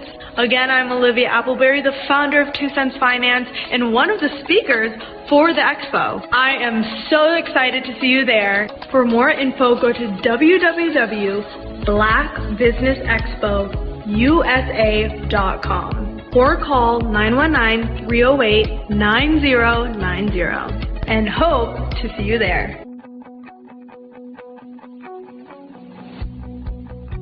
I am Black Business. From the moment I wake until the time I sleep. Yes, I am Black Business. I am Black Business. Tell me, are you Black Business? I am Black Business. Do you support Black businesses? Listen, I support Black business because I am Black Business. Black Business Expo, one of the largest business showcases in the history of Black business in the world. The world! Sign up today at www.blackbusinessexpousa.com or call 919-308-9090. I am Black Business. I am Black Business. From the moment I wake until the time I sleep, I am Black Business. I am Black Business. Are you Black Business? I am Black Business. Do you support Black businesses? I support Black business because I am Black Business. Black Business Expo, one of the largest business showcases in the history of Black America in North Carolina. Join Dr. Eric Kelly III and a host of phenomenal speakers from all around the globe for this 7-day virtual event that you don't want to miss. The mission of the Black Business Expo is to raise scholarship money from kids all the way from high school, all the way from college. The Black Business Olympics is one of the largest Black business showcases in the world. It is an opportunity for businesses and companies to showcase their businesses globally. We are going to be giving away laptops up to $5,000 away to students. Again, I'm Olivia Appleberry, the founder of 2 Cents Finance and one of the speakers for the expo. I am so excited to see you there. For more info, go to www.blackbusinessexpousa.com or call 919-308-9090 and hope to see you there. I am Black Business. From the moment I wake until the time I sleep. Yes, I am Black Business. I am Black Business. Tell me, are you Black Business? Black Business Expo, one of the largest business showcases in the history of Black business in the world.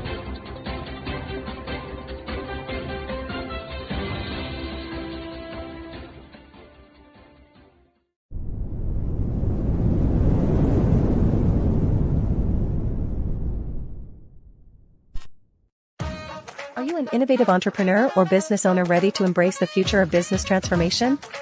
The world is evolving at an unprecedented pace, and it's crucial to adapt and pivot towards success in this dynamic landscape. At the Hello LLC, we are dedicated to guiding you through this transformative journey, offering a comprehensive suite of services that extend beyond the metaverse and 3D immersive experiences. Our mission is to empower businesses and brands by assisting them in building, branding, systemizing, and automating their operations. We specialize in steering businesses from a two-dimensional existence to a thriving three-dimensional presence, where opportunities abound. We help businesses harness the power of technology to work smarter, not harder, enabling them to operate efficiently and stay ahead of the curve. Our diverse range of services includes: Our Biz in a Box is a complete business solution package designed to jumpstart your entrepreneurial journey. From strategic planning to digital infrastructure, we've got you covered. Your one app, one tap solution. Our MotionWork AI videos transform your brand storytelling with our cutting-edge AI-driven video production, captivating your audience like never before. Our 3D VR environments will step you into the future of immersive experiences. With our custom 3D virtual reality environments that engage and captivate your customers. Lastly, in our Pivot membership program, we offer tailored guidance and support to either show you, teach you, or take care of the transformation process for you. According to a 2023 study by Fundera, a staggering 28% of small businesses in the United States do not have an online presence. This statistic underscores the importance of embracing digital transformation. Having a website is more than just an online presence, it's a gateway to unlocking numerous benefits, including reaching a broader audience, showcasing your products or services, generating leads and sales, establishing trust, providing customer support, and maintaining competitiveness within your industry. The Hello LLC is committed to helping you excel in all these aspects of modern business, not just limited to the metaverse alone. Why should you choose the Hello LLC to navigate this transformational journey? By partnering with us and harnessing cutting-edge technology, you can provide immersive experiences for your customers, expand your global reach, reduce operational costs, and enhance brand recognition, all while working with a company that holds integrity in high regard. Our commitment to ethical and principled business practices ensures that your journey towards success is not only innovative, it is also firmly rooted in trust and transparency. Don't wait. Take the first step towards a brighter business future. Contact us today to explore how we can support you in developing a remarkable digital presence and immersive experience that will leave a lasting impression.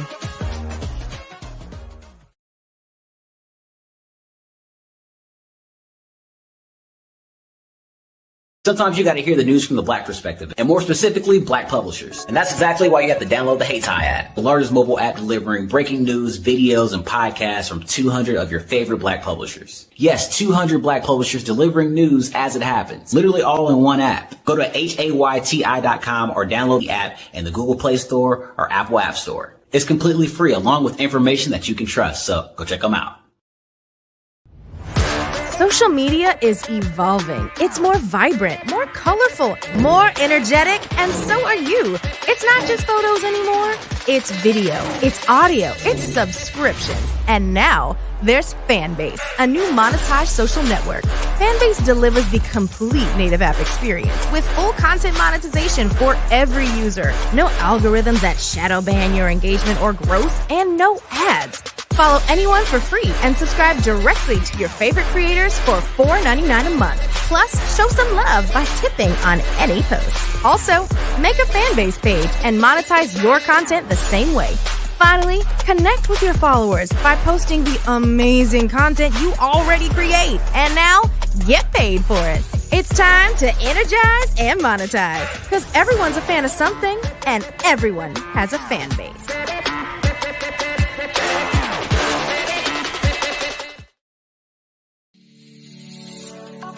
Did you know that our black dollar only lasts for 6 hours in our community?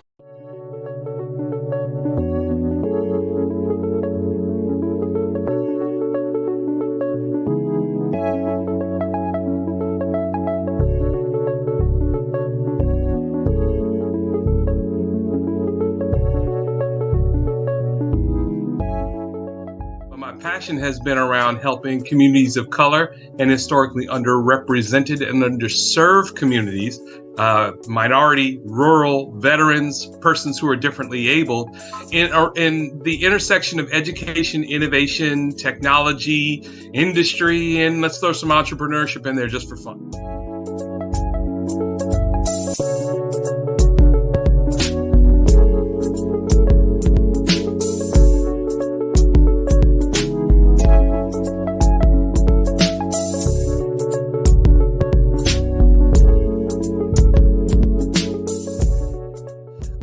More around innovation, incubators, accelerators. I love the idea of going from innovation to commercialization.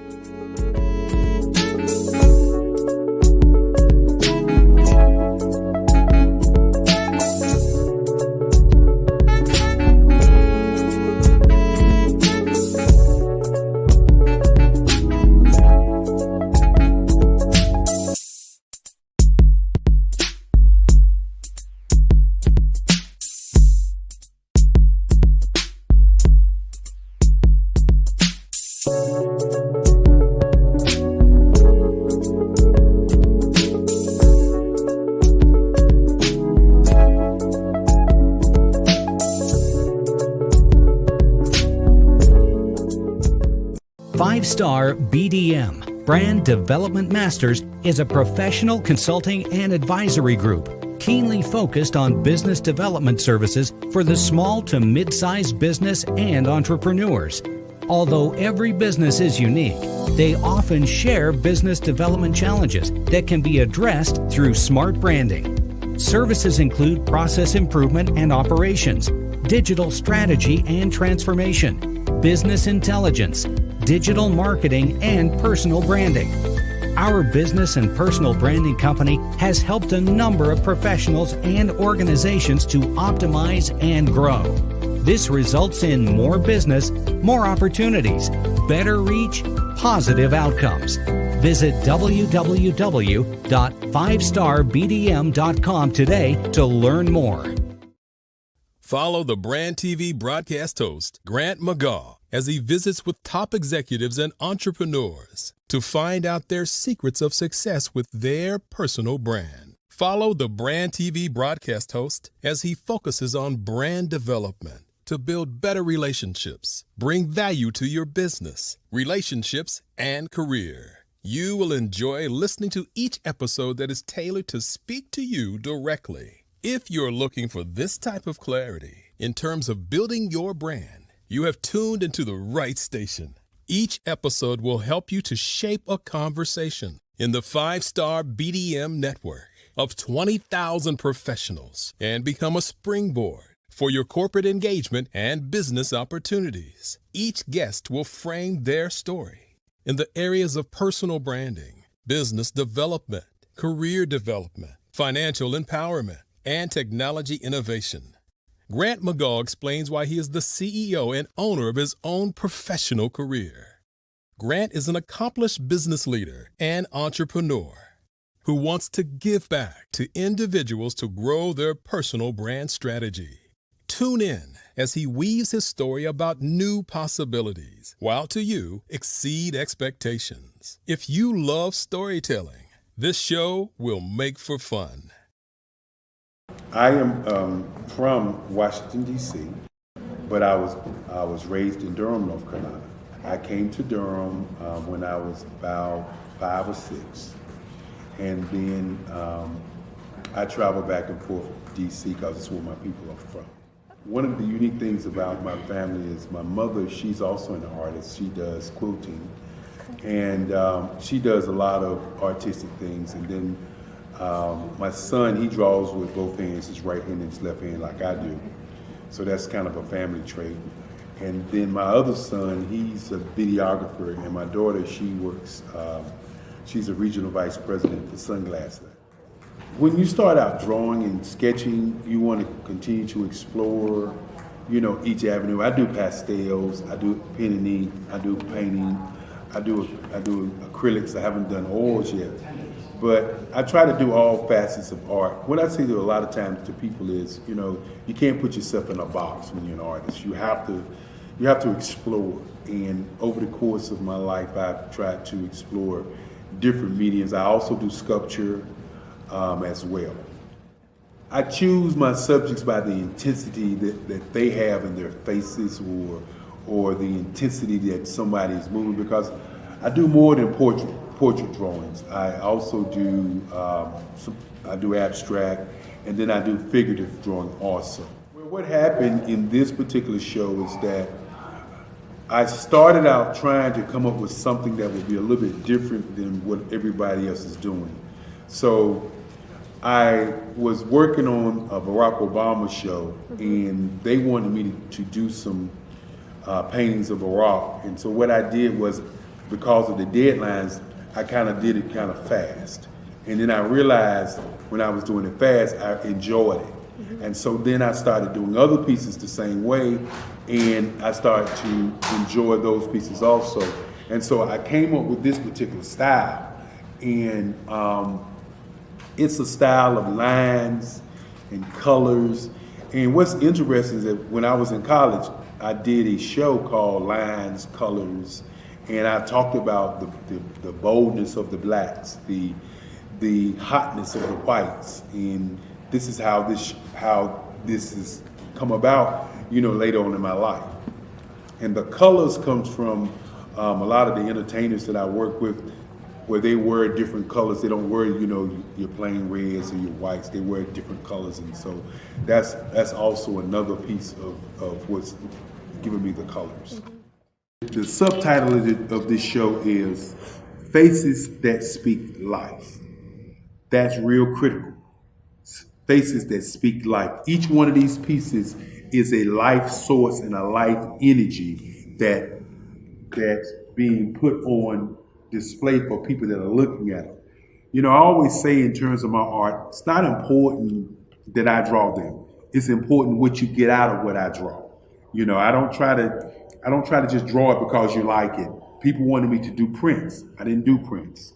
People asked me to do different people, but the people that I choose are people that make a difference in the lives of people in the world. So the human landscape idea was, again, as I say, the lines represent your emotions, it represents your ideas, and it represents your journey as a human being. And that's why you get the different pieces and the different looks. And as you notice, I try not to do one look that looks alike another look. And that's what's the most important part of this show.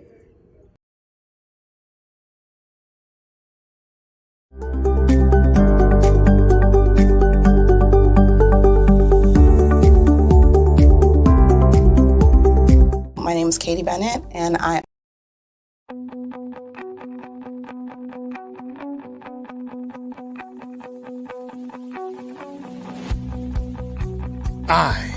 am Black Business. From the moment I wake until the time I sleep. Yes, I am Black Business. I am Black Business. Tell me, are you Black Business? I am Black Business. Do you support Black businesses? Listen, I support Black business because I am Black Business. Black Business Expo, one of the largest business showcases in the history of Black business in the world. The world! Sign up today at www.blackbusinessexpousa.com or call 919-308-9090. I am Black Business.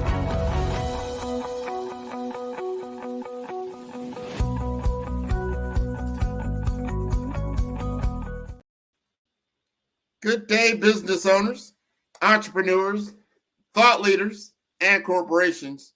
Welcome to the Black Business Network. My name is Grant McGaw, CEO of 5-Star BDM and host of the award-winning Follow the Brand podcast and TV series. And I am your business moderator for this day on the Black Business Network. The Black Business Network is a 24-hour business network showcasing Black businesses, business owners, entrepreneurs, and thought leaders worldwide. We are speakers, from North Carolina, London, Singapore, Africa, Japan, and cities all over the United States. The Black Business Network is a global community sharing its business knowledge to empower, inspire, and educate businesses about business. And it is my pleasure to introduce a truly dynamic force, Andrea Adams, a powerhouse who not only shatters glass ceilings, but also dives into life's adventures with unbridled enthusiasm.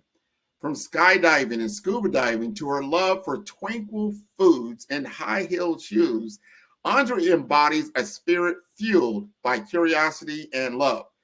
An avid reader and pivotal figure in the literary community, she co-founded the Keg Book Club, Keg Kids Book Club, and Keg Twins Book Club, and hosts the vibrant podcast Book Babble, where good books are discussed with gusto and a touch of flair.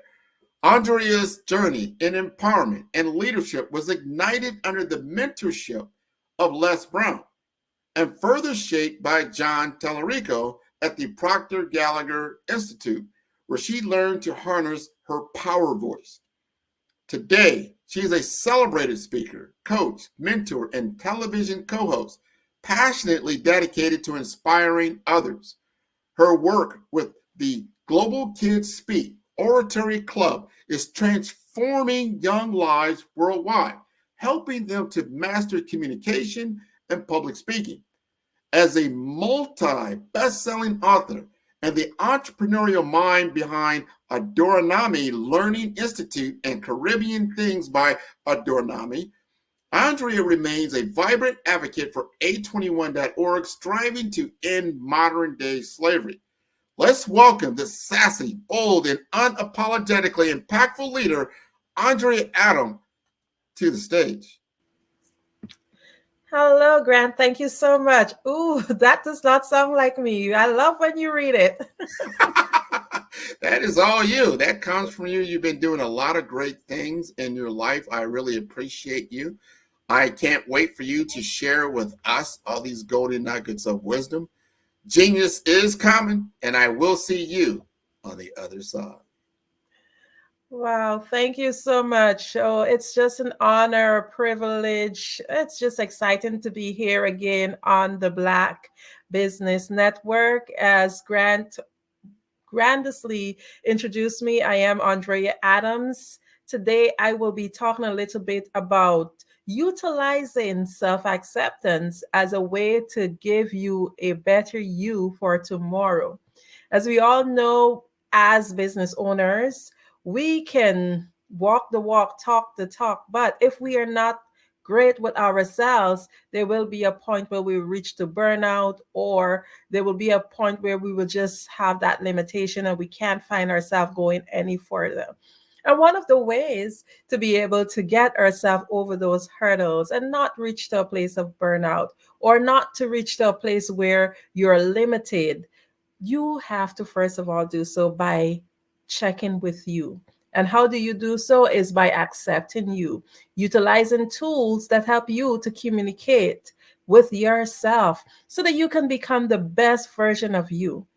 Of course, as business owners, many of us, we want to just be superheroes and we want to make the world a better place. That's why we create so many great things, so many great products and services that actually helps others. Because as we know, our purpose always lies with helping others. But in order for us to reach to that place where we can fulfill our purpose, in order for us to make the world this better place, we have to ensure that we can give the world a better person. And how else can we do so other than by self-love and self-acceptance?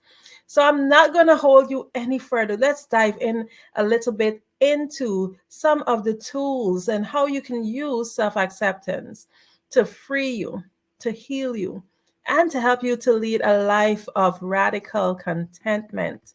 Remember that compassion frees you and it heals you. Imagine that.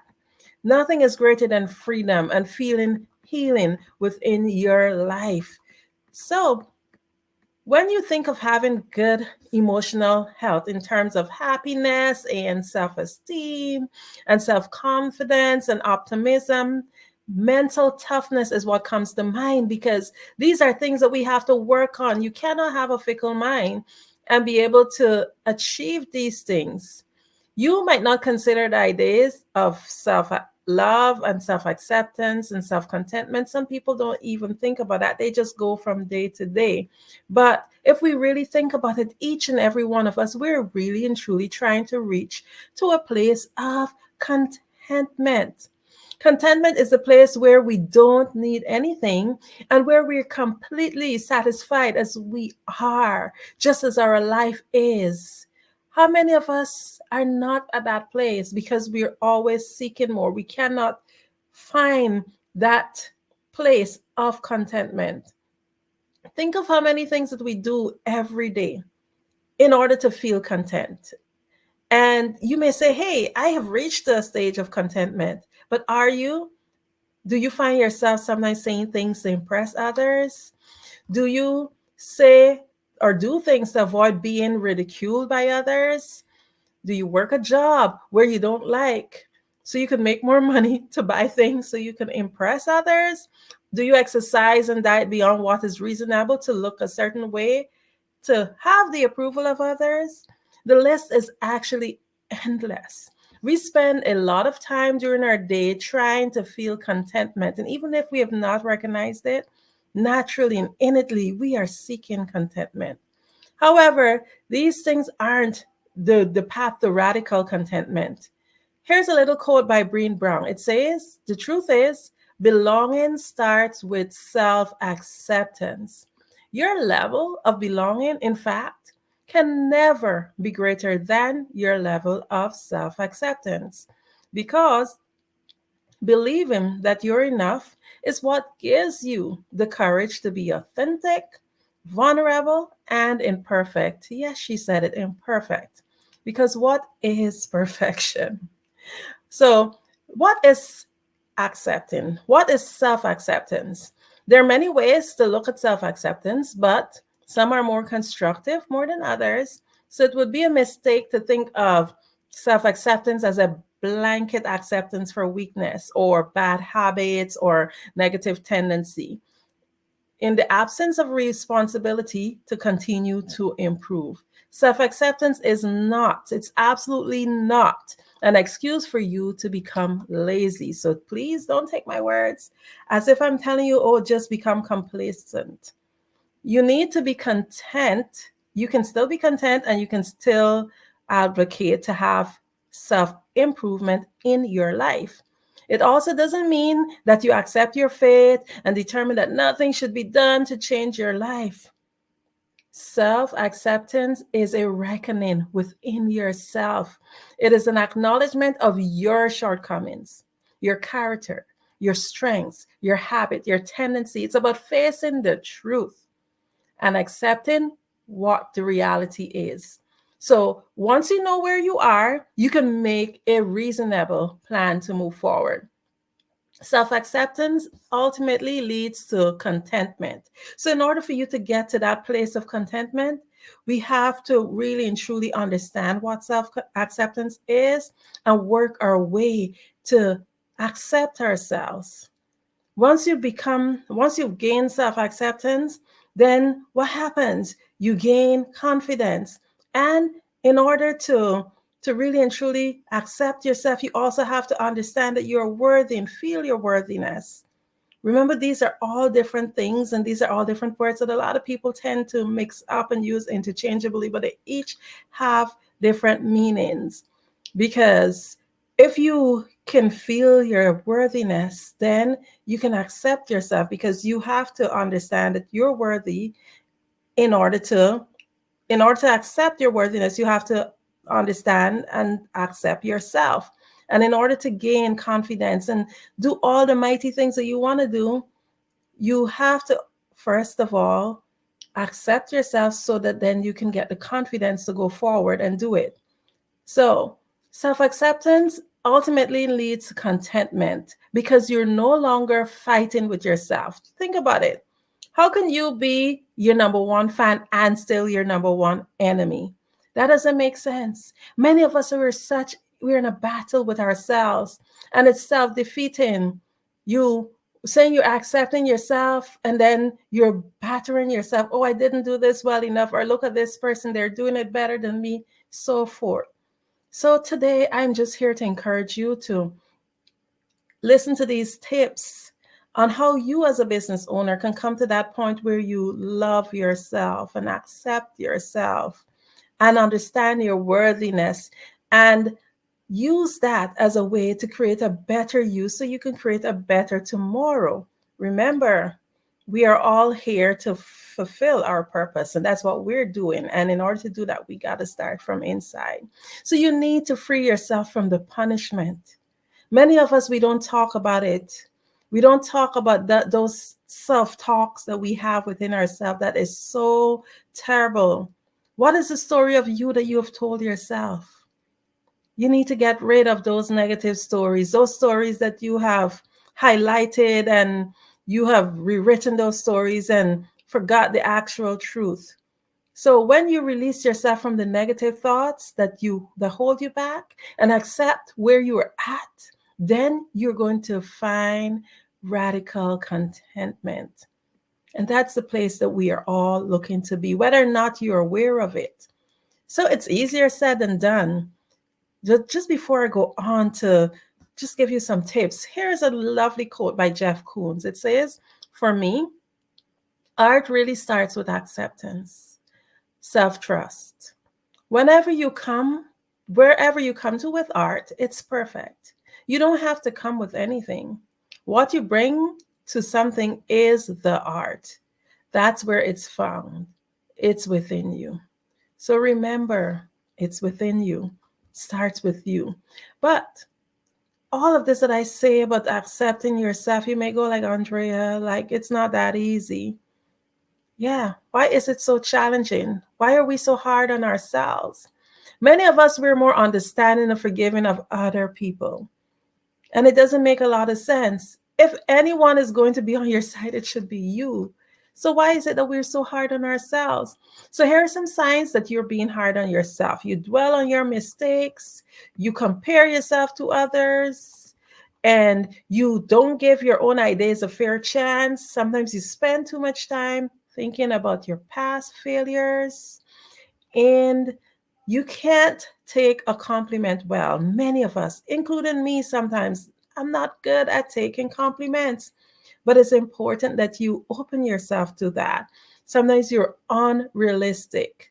It's really not easy to accept yourself because we've been taught that the ideal person is financially successful. They're probably an athlete, attractive, and very cool under pressure, hilarious, creative, and maybe even the life of the party. But most of us cannot check all the boxes. Maybe no one can. There are many signs that you're not as accepting of yourself as you can be. So always be on the lookout for those signs. You probably don't accept yourself as much as you think. Let that sink in. Because many of us, we become so successful and still we don't accept ourselves. But we think because we've reached a stage of success that we have automatically accepted ourselves. And if we really true with ourselves, we have not. Many of us have not. So remember, if you're dwelling on your mistakes and comparing yourself to others, or you don't give your ideas a fair chance, sometimes you spend too much time thinking about what didn't work out.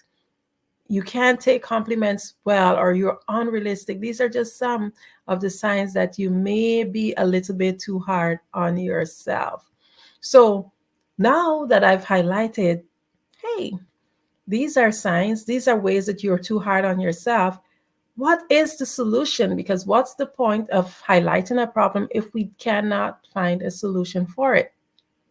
The whole idea of today is to really and truly begin to find a solution so we can give the world a better us and make the world a better place. So here are some ways that you can begin to accept yourself. So accepting yourself is not something you can get up one day and be like, oh, I've accepted myself and it's done. It does not work like that because it's a process. It is a habit. It's like exercising. If you want to lose weight or you want to make a change, you got to make it a habit. So you got to do little things. The little things that you do, or sometimes even fail to do each day, actually determine what level of self-acceptance that you have. Because some of us can have a partial level of self-acceptance, but we haven't fully accepted ourselves. Food for thought. So here are some habits that you can take in to help you get in the right direction, to help you to start accepting yourselves. So first of all, you can be accepting of yourself by taking some of these. Let go of your mistakes and failures. Take the necessary time to learn from your negative experiences. Once you've done that, there's nothing else to be gained from them. Just let it go. Don't, if somebody is bringing it up, that's their business, not your business. Just let it go, let them go, let everything go. Decide how you can avoid, however, making that same error in the future, but move on. Then only compare yourself to you, because comparing yourself to someone else is like comparing a tree to a loaf of bread. There is absolutely no comparison. How can you compare yourself to a tree? Or how can you compare an elephant to a fish? No. Comparison is a thief of joy. You can only compare what you're doing now, your present results, to your previous results. Am I doing better? Then if that's the case, you have a right to be excited. If you're coming up short, then you know what you can do? Fix the situation. Another way you can help to accept yourself is to separate yourself from your emotions, because your emotions are not you. Listen again, your emotions are not you. I didn't make this up. You can research it. Emotions are something that you're experiencing, just like if someone is stepping on your toe. Observe them as a feeling in your body. Every emotion that you have, whether it's positive or negative, observe it and ask yourself why you're feeling how you're feeling. A piece of paper blowing by doesn't have control over you. Your emotions does not control you either. So another thing you can do is just to be aware of what makes you unique. Embrace it, because you might have a different hair color, like a flaming red hair, or you may be extremely intelligent, a high IQ. Maybe you're in the bottom of that, maybe you're a little bit shorter than everybody else, or maybe you might be extremely tall. But whatever it is that makes you you, embrace it. It's your uniqueness that actually provides the most value to you and the world. So you got to use what is it that is different. Next thing you can do is actually let go of things that you can't change. You're not accepting of your life. You're not accepting of your life or your limitations if you worry about those things that are beyond your influence. Remember, things that you cannot control, ask yourself, is there anything I can do about it? If not, don't dwell on it. And this is not a list to be complacent or a list telling you to be complacent, but then you have to understand what is reality. So another thing you can do is do something that you've always wanted to do. Avoid denying your impulses. Most times when you follow your impulses, it's a good thing that's happening because you're on that frequency and that energy. And when your gut feeling tells you something, 99% of the time that gut feeling is right. I'm not saying to not show any kind of, I would say, caution, but then again, you have that discernment to that line to know, hey, let me just do this. It's called healthy impulses. So don't deny yourself of those. Be assertive. Oh my goodness, indecision. It kills you. It really kills you. A lot of people who are so successful, they have done so by being assertive, making a decision, getting mad. Make a decision. Allow your voice to heard. Do the things you want to do. Assertiveness is actually true honesty. because it's what you really want to do. It really shows what your real desires are. Next thing you can do is recognize your thoughts and feelings and examine your self-talk. Stand in front of a full-length mirror and take a good look at yourself and notice the beautiful person that you are. Think about the thoughts that you have throughout the day, and those garbage thoughts, just kick them out.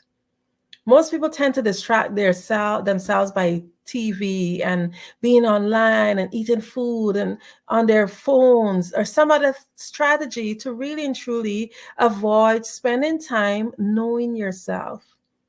We need to turn off the distractions sometimes and ask ourselves the real questions.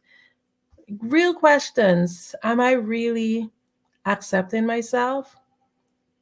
Another thing you can do is just continue evolving. Naturally, it's in it that we want to evolve. We want to grow.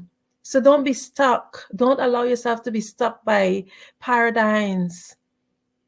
Allow yourself to grow. Ask yourself those questions like, why am I not doing this? Is it because of what my grandma told me or auntie told me? Is this what I really want to do? Is this how it really is? Question stuff. Continue evolving and grow. Have an open mind. Be honest with yourself. And be honest about what you like and dislike so you can allow your life to evolve. And remember to treat every day as a new opportunity to practice self-acceptance. You must choose self-acceptance. If you want to experience it firsthand, it would not happen by accident. You have to be deliberate. So develop self-acceptance habits and drop the tendency to judge yourself harshly. And remember, free yourself from those emotions. Those emotions just take hold and cause you to do all sorts of stuff that does not make sense. I'm going to read a little quote by Jamie Lee Curtis. It says, I think happiness comes from self-acceptance. We all try different things and we find some comfortable sense of who we are. We look at our parents and learn and grow and move on. We change. So you learn the tools to help you to gain self-acceptance. Okay, so self-esteem and self-confidence, I'm going to speak a little bit about those also. So you can be aware of your shortcomings and still be happy with yourself. Your self-confidence doesn't have to suffer. You can be honest with yourself and still be a powerful force in the world. Remember that. You might be thinking, I thought I was supposed to be honest with myself and not build myself up. But being honest with yourself, if you're this here in terms of being honest with yourself, if you had a truly accurate picture of yourself and your situation, you'd be a lot happier with yourself and a lot more excited in life in general if you really knew you, rather than creating a facade. So it's important that you actually be honest. Know you, know who you are, know what you like and what you don't like. And if you're unsure of what you like, look to see what you don't like. And if you understand what you don't like, then it will help you to know what you like. So building self-esteem and self-confidence together, here are some strategies in which you can do. You can list your success. Remember when you were at your best and remind yourself how that felt. So in order to build your self-esteem and self-confidence, you can first of all list your success. Make a list of the things you appreciate about yourself. Remember, self-worth, self-love, and then dress up. You walk a little taller when you're wearing nice clothes. You deserve to feel good. There's no reason to wait for a job interview, a wedding, funeral, or whatever it is to feel good. I get up and I dress up because I understand the importance of dressing up and how it helps to build self-esteem and self-confidence. Also, live by your values. It's important to live by your code. What you feel good about, what you feel badly when you do the opposite. Understand these things. Also set small goals and achieve it, and give yourself an easy path to feeling good and enhancing your life. Like sometimes you can set easy goals so that you can feel the taste of success. That actually helps to propel you to do more. And remember, at the end of the day, when it comes to purpose, everything, our purpose lies within what we're doing for others. So one of the great things that we need to do is to be kinder towards others, not just yourself, but to others. Because if you're hard on others, likely you're hard on yourself, because we tend to be more harder on ourselves. So avoid saying negative things and always be a good listener. Believe you me, people see your kindness. And if you have sufficient self-esteem, self-confidence, and self-acceptance, then you will find that you are on your way to live an optimum life. You are already great, however you are, right? So there's no reason not to recognize it and treat yourself with admiration, with respect. That's what you deserve. Remember, get up every day and treat yourself like somebody you love. So here's a quote by Brené Brown. It says, "In my research, I've interviewed a lot of people who never fit in, who are what you might call different. Scientists, artists, thinkers. And if you drop down deep into their work and who they are, there's a tremendous amount of self-acceptance." So really and truly, we need to get to that place where we can find ourselves, examine ourselves, and be true to ourselves, like saying, hey, this is who I am. Accept what you did. Things that you find that you are not pleased with, just make a pact with yourself to change that so that you can reach to that state where you accept yourself unapologetically. So another way that you can actually help to improve your self-acceptance, and this is in closing down, is to use meditation. Meditation is actually a great tool because a lot of people are now doing it. They're now understanding the importance of it. Meditation and mindfulness is basically a rage right now.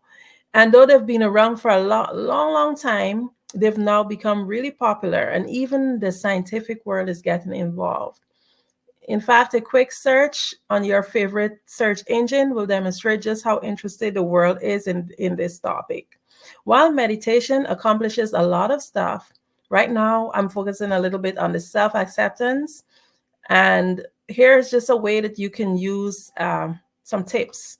So meditation is a powerful method of stripping away the garbage that stands in the way of realizing the truth, because it allows us to clear our mind. It allows us to reflect on our thoughts.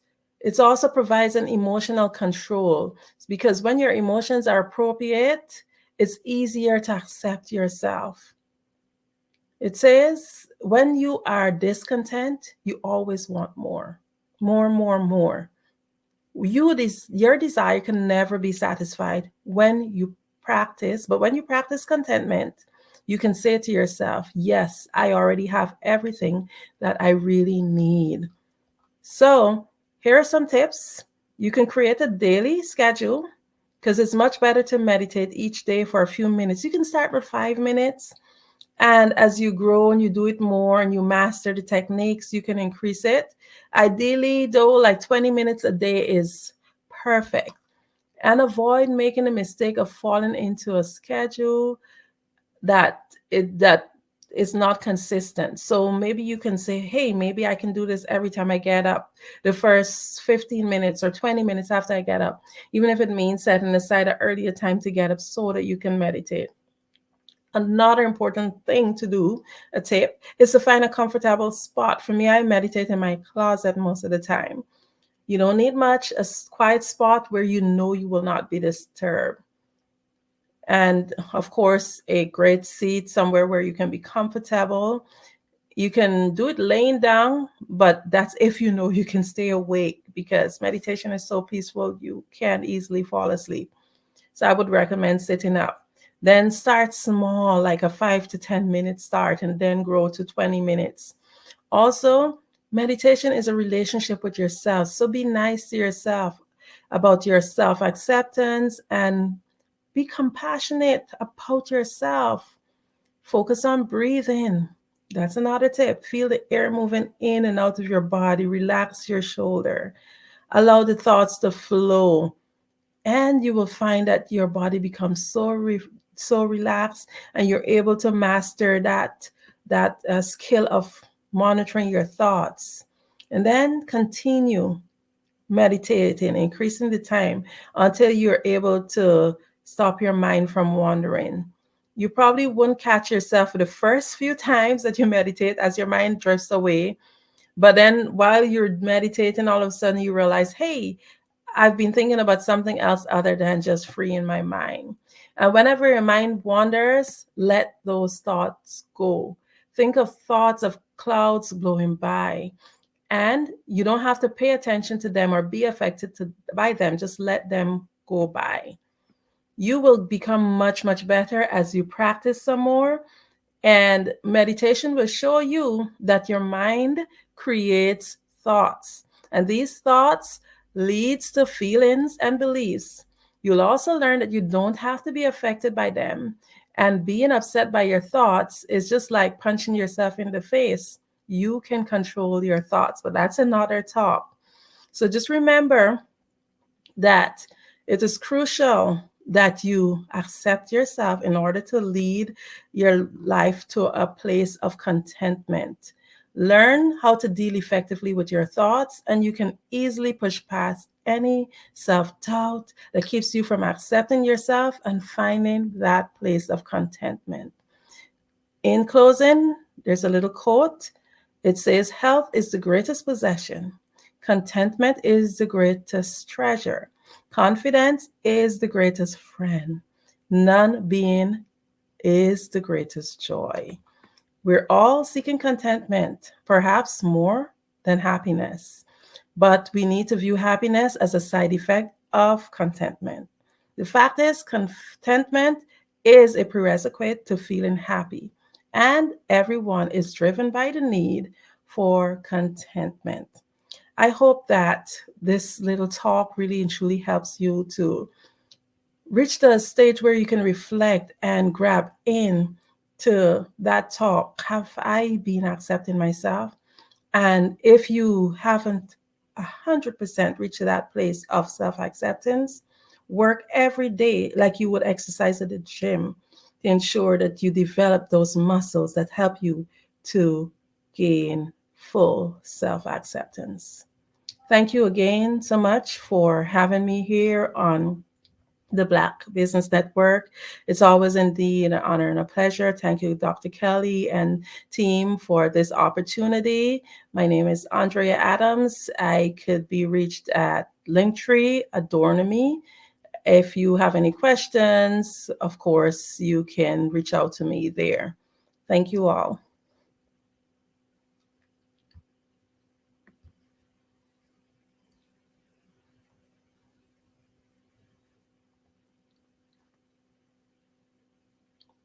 I can't hear you, Grant. Thank you so much, Grant. So sorry about that. I was on mute on there for a minute. And I was telling you, first of all, thank you so much. You're building confidence in people. And you are just a wonderful orator. I love your books that you've got out there. That was the other thing. Can they find these books on Amazon, Barnes & Noble? Are they readily available? Yes, they are available on all of them are on Amazon. And the one with Les Brown, The Greatness in You, it's actually available in Barnes & Noble also. Yes. Excellent, excellent. And one more time, I know you gave us your Linktree. What is the best way to contact you? Linktree. So it's Linktree/Adornami, ADORNAMI. Excellent, excellent, excellent. That is so great. I want to thank you again for being on the Black Business Network. This has been wonderful. We definitely want to have you back. You are going to. I'd love to have you on as a staple. Like, we got to have the Andrea Adams Hour. That would be wonderful. Thank you so much. You're welcome. Genius is common, and I will see you on the other side.